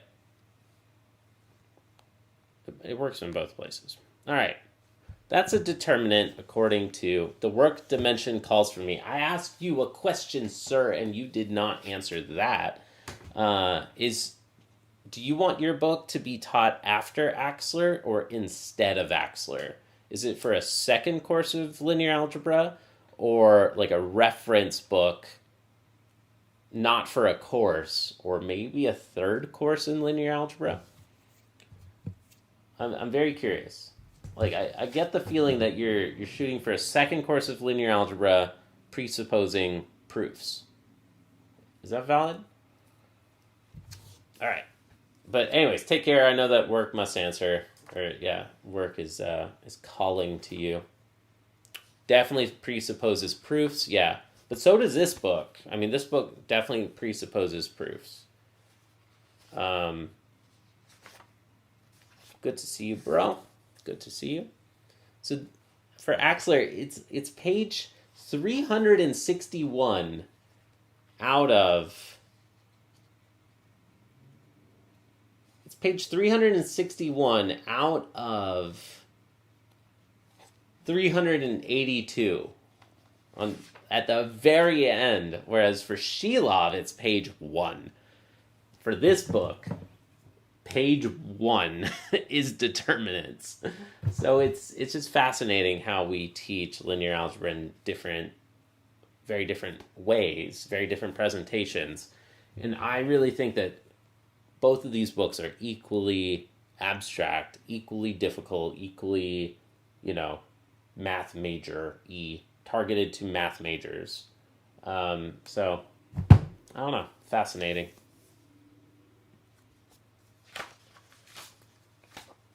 I don't know how far we're going to go in the unrolling of definitions because it supposes a bunch of previous definitions and terms and things, but it's really quite nice. Yeah, I like this book so far.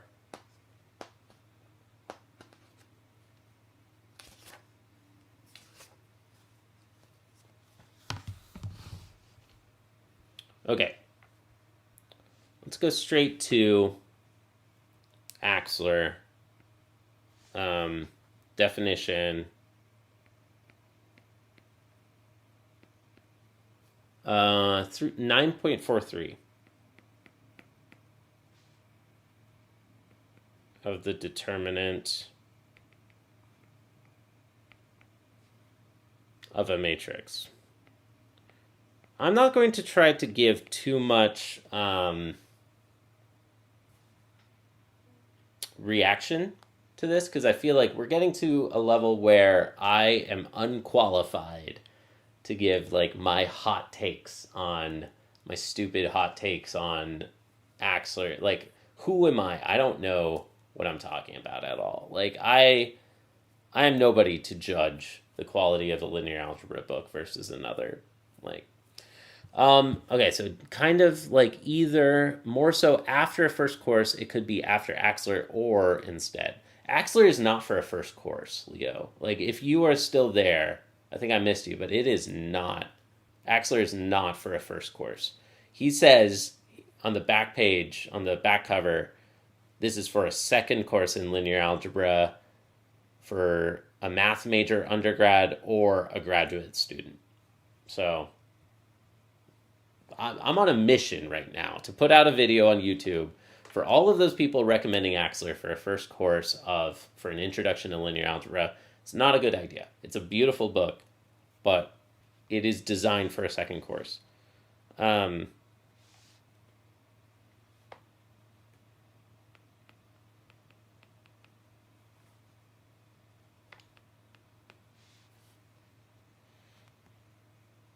I guess I underlined the whole thing last time, so why don't we underline it all again? Okay. Woo. Let's listen to some classical guitar while I write this out.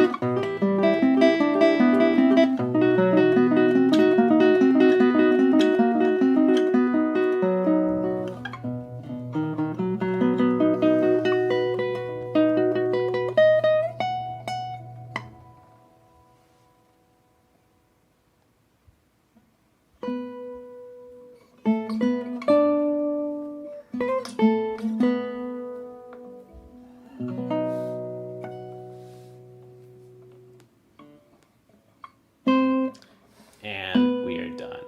Here's the determinant according to Axler and how different it is. And we are done.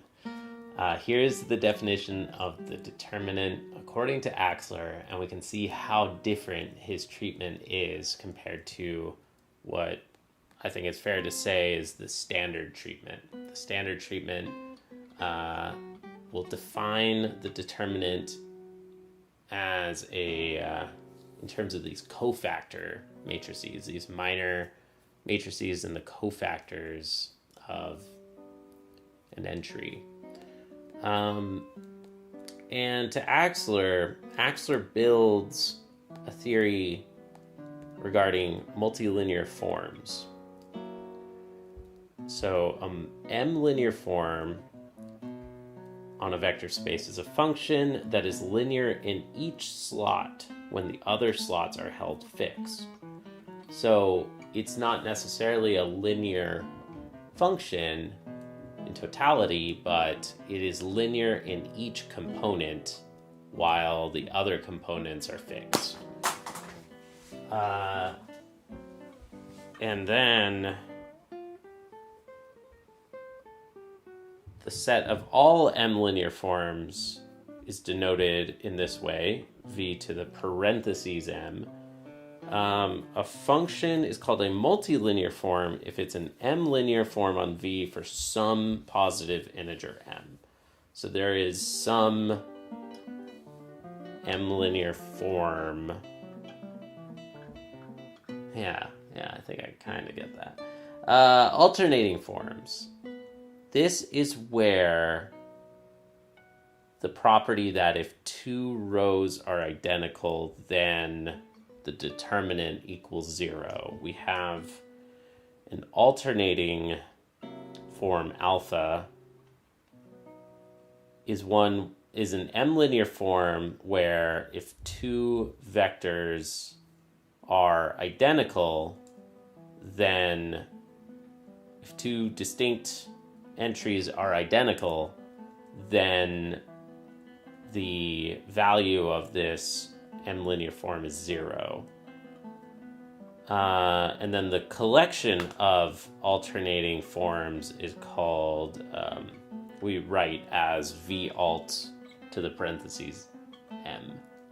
This is the collection of alternating M-linear forms. Then we have this, which I guess we just call alpha t, which is an alternating form corresponding to a linear transformation. So for an alternating form, alpha, we define the alternating form of a transformation by the alternating form applied to all the transformations of the M vectors for a list of vectors in V. So now, pause and think. A matrix is a list of vectors, right? Like a 2x2 list of vectors with the same length. So we're starting to see some kind of similarities here, and we have this, the determinant is this function where if two rows or two columns are identical, then the value of the determinant is 0, which was this property here, alternating. And the term alternating sounds like it's really related to the alternating sign property on the determinant. And that's not a coincidence. So now we get the determinant of an operator. So if T is a linear transformation of a vector space into itself, the determinant of T is defined to be the unique number in your field such that the alternating form of a transformation is equal to that unique number times an alternating form. Okay. Cool. So if you have an alternating form and you have the corresponding alternating form of a transformation, I think of that as like a transformation applied to an alternating form. Then the determinant is this unique number that relates alpha to alpha t. And it must be true for all alternating forms. Whew, okay. Then the determinant of a matrix is the determinant of the matrix corresponding to a linear transformation. So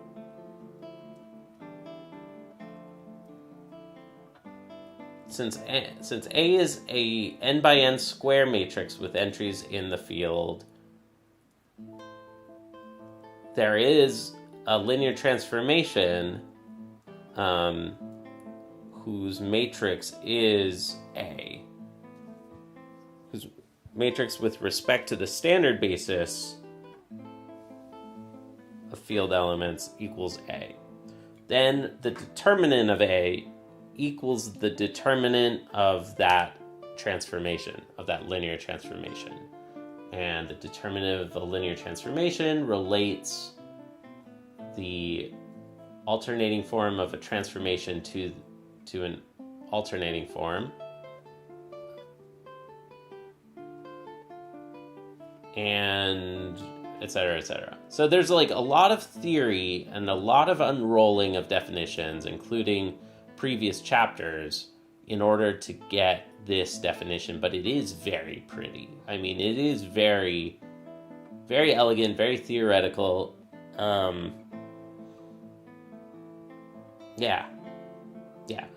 I see the benefit of this approach. It is very pretty and more conceptual for a math major or for a graduate student.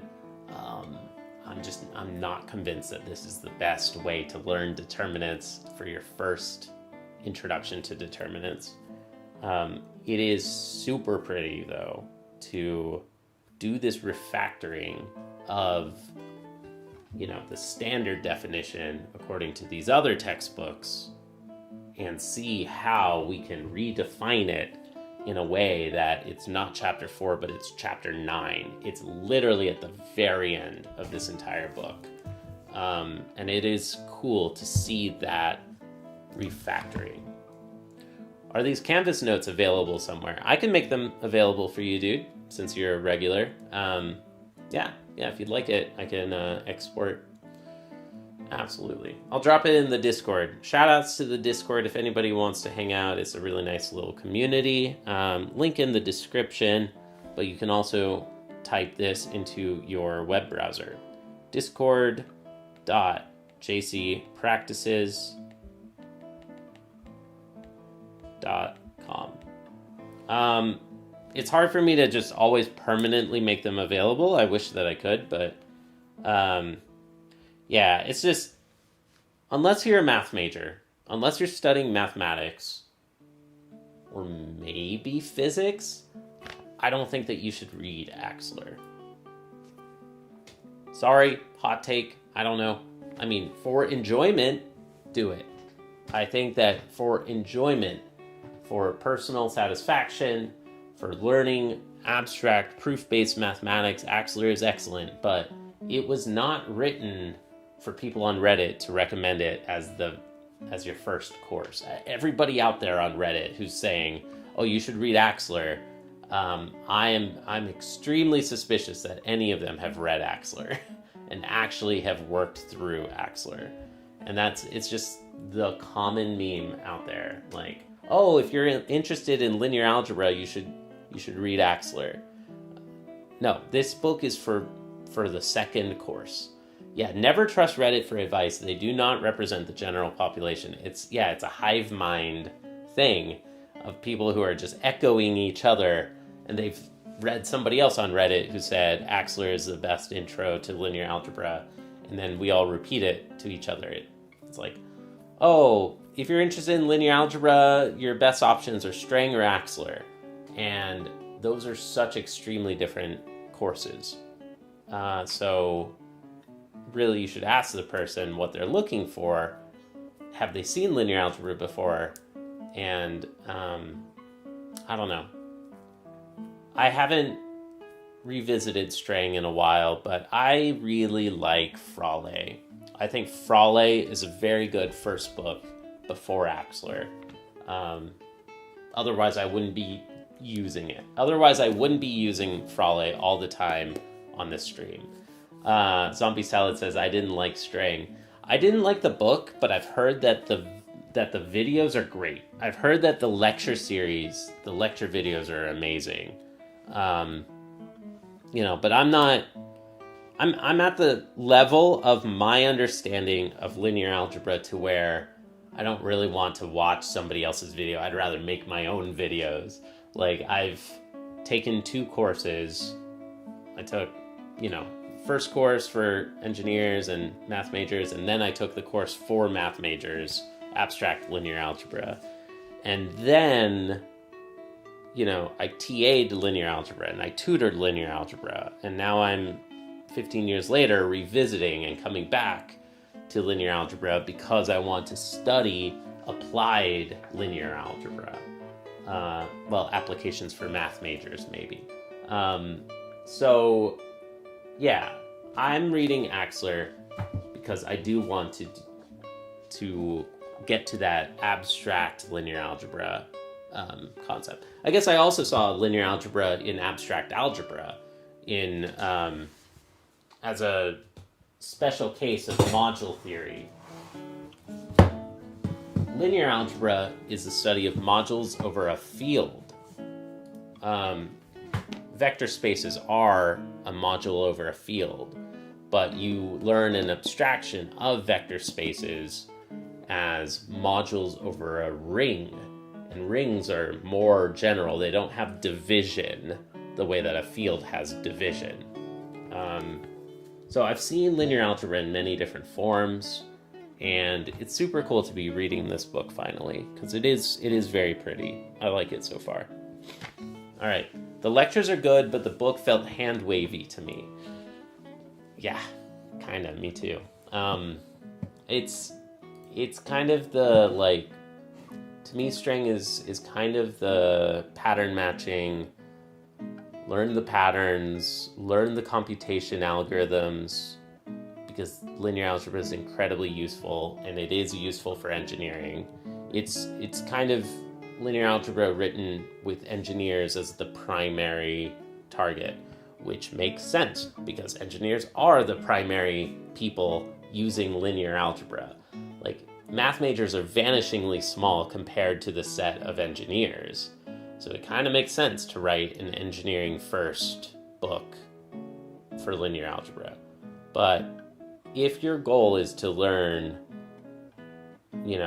more abstract, pretty linear algebra, more theoretical stuff, I think Fraleigh is a better first book by far.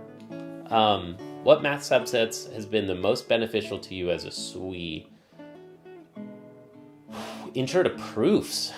If I'm going to be honest with you, just general proof skills, like mathematical reasoning skills.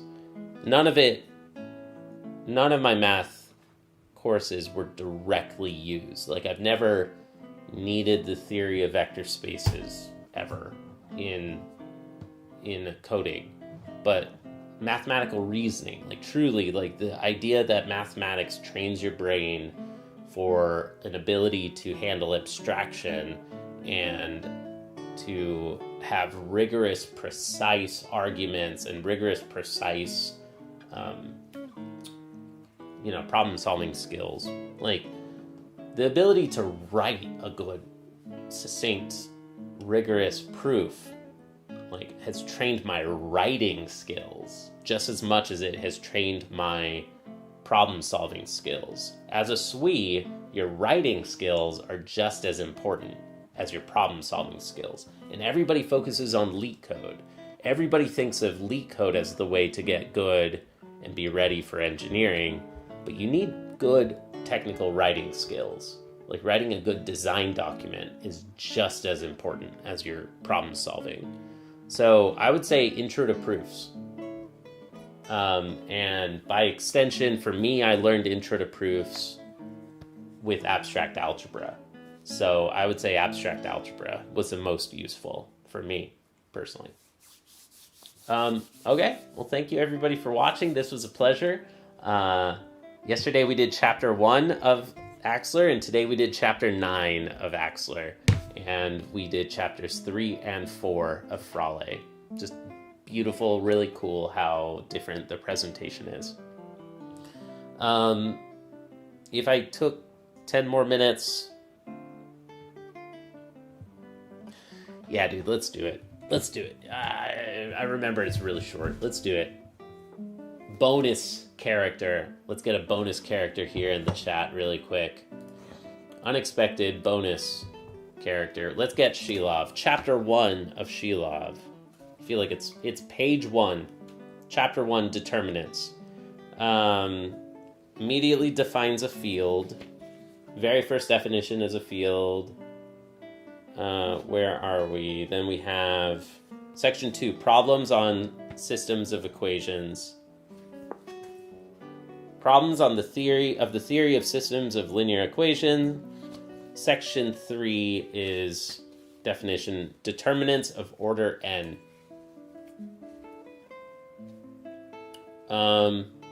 He doesn't write it in cleanly boxed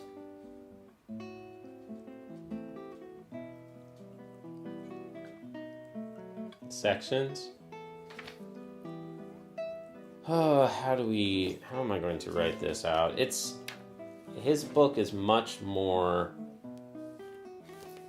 text, just like paragraphs and paragraphs. Let's get a third character. Let's get Shilov in here. If we're gonna do this, let's do this. Definition of determinant.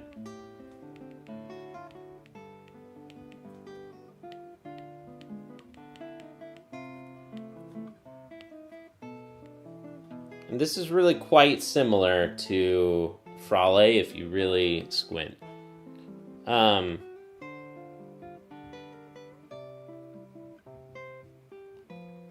He says, I want to write exactly how each of these authors are writing. By the determinant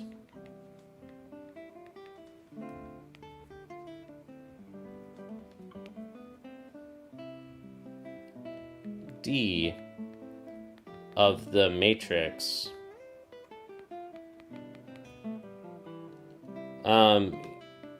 he has a reference to matrix 4, but it's just a list.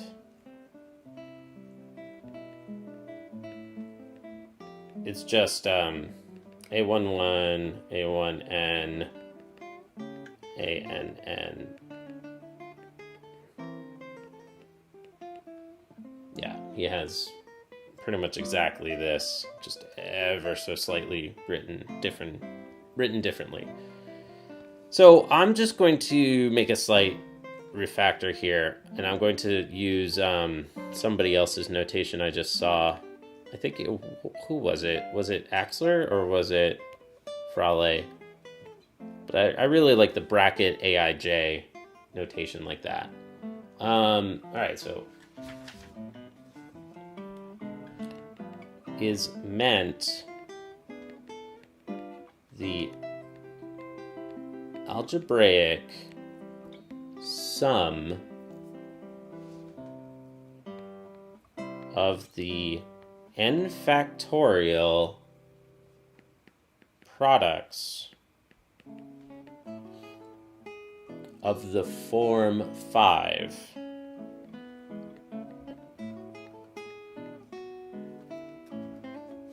Equation 5, which is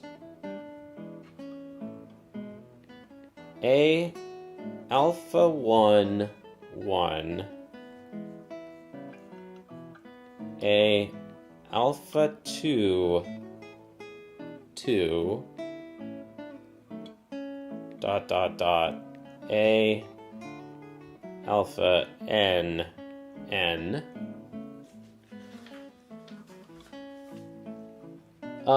He doesn't write...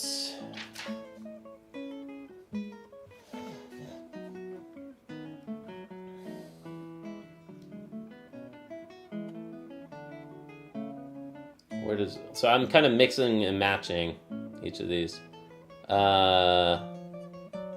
Where alpha is a permutation. Where is it written? So alpha is a permutation of the numbers 1 through n.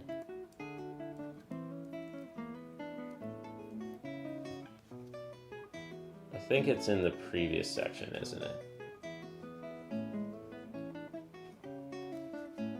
Are we just assuming alpha always means a permutation? No, I don't think so.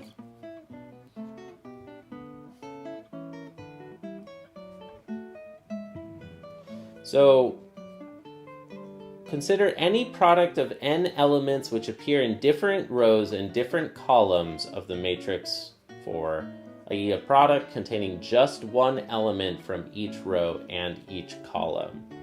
Such a product can be written in this form.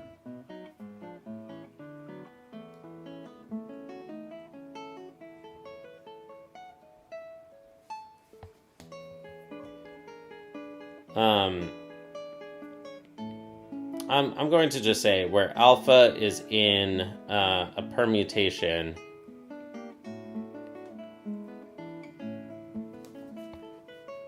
Alpha is a permutation, and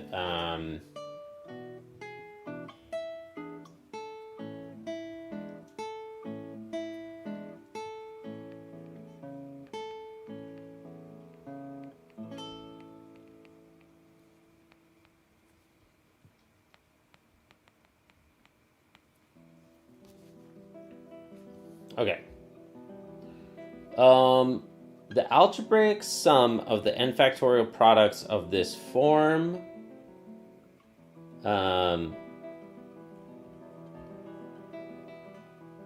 each preceded by the sign determined by the rule just given.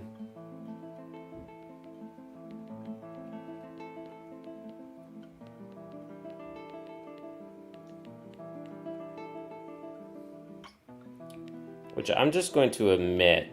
I'm not going to try to describe this rule, but it says that if your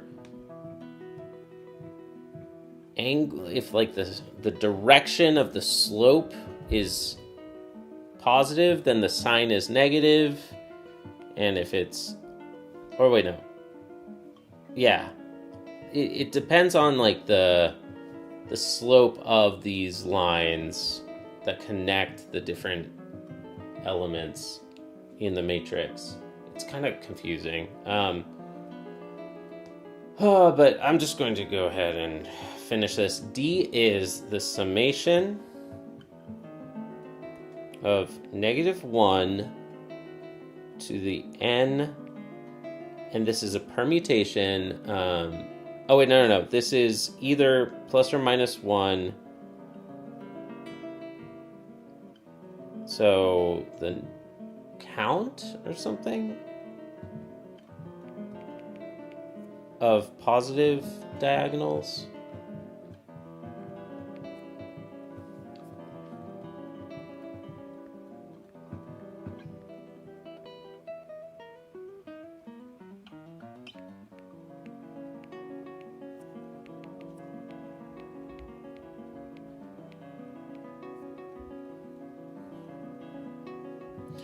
Okay.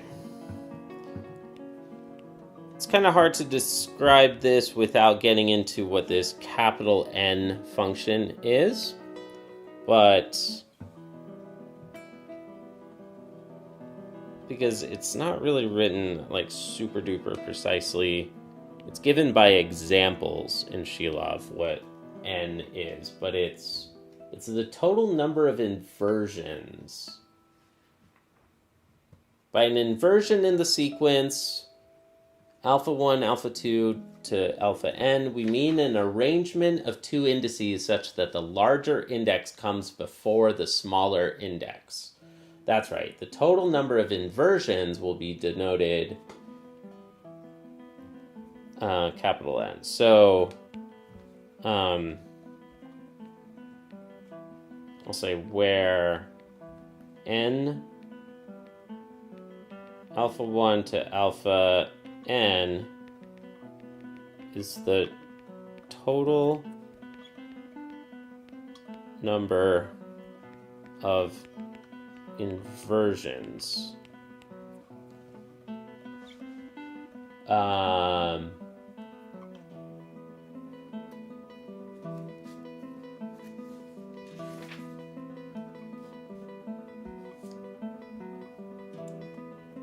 And an inversion is where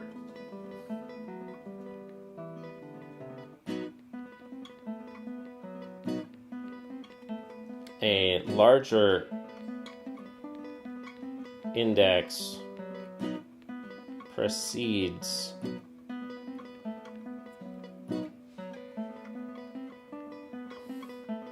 a smaller index.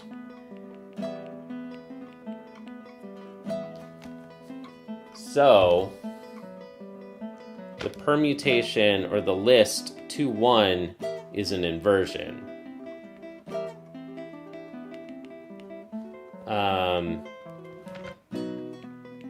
When 2 has 0 inversions,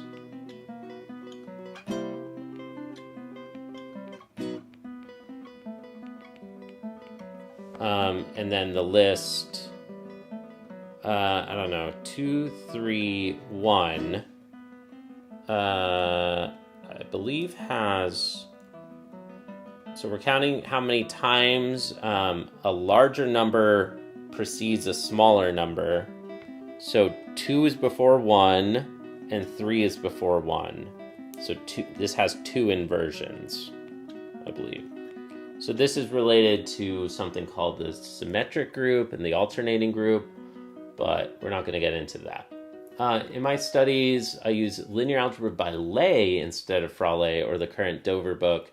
Now I'm reading through Axler. Did I miss anything? No. I mean, if you do Ley before Axler, I think that that's the right approach as well. I haven't tried Ley yet. I haven't looked at Ley. My course, was like 15 years ago, but it was taught out of Fraleigh, and I really like Fraleigh. I think Fraleigh is excellent.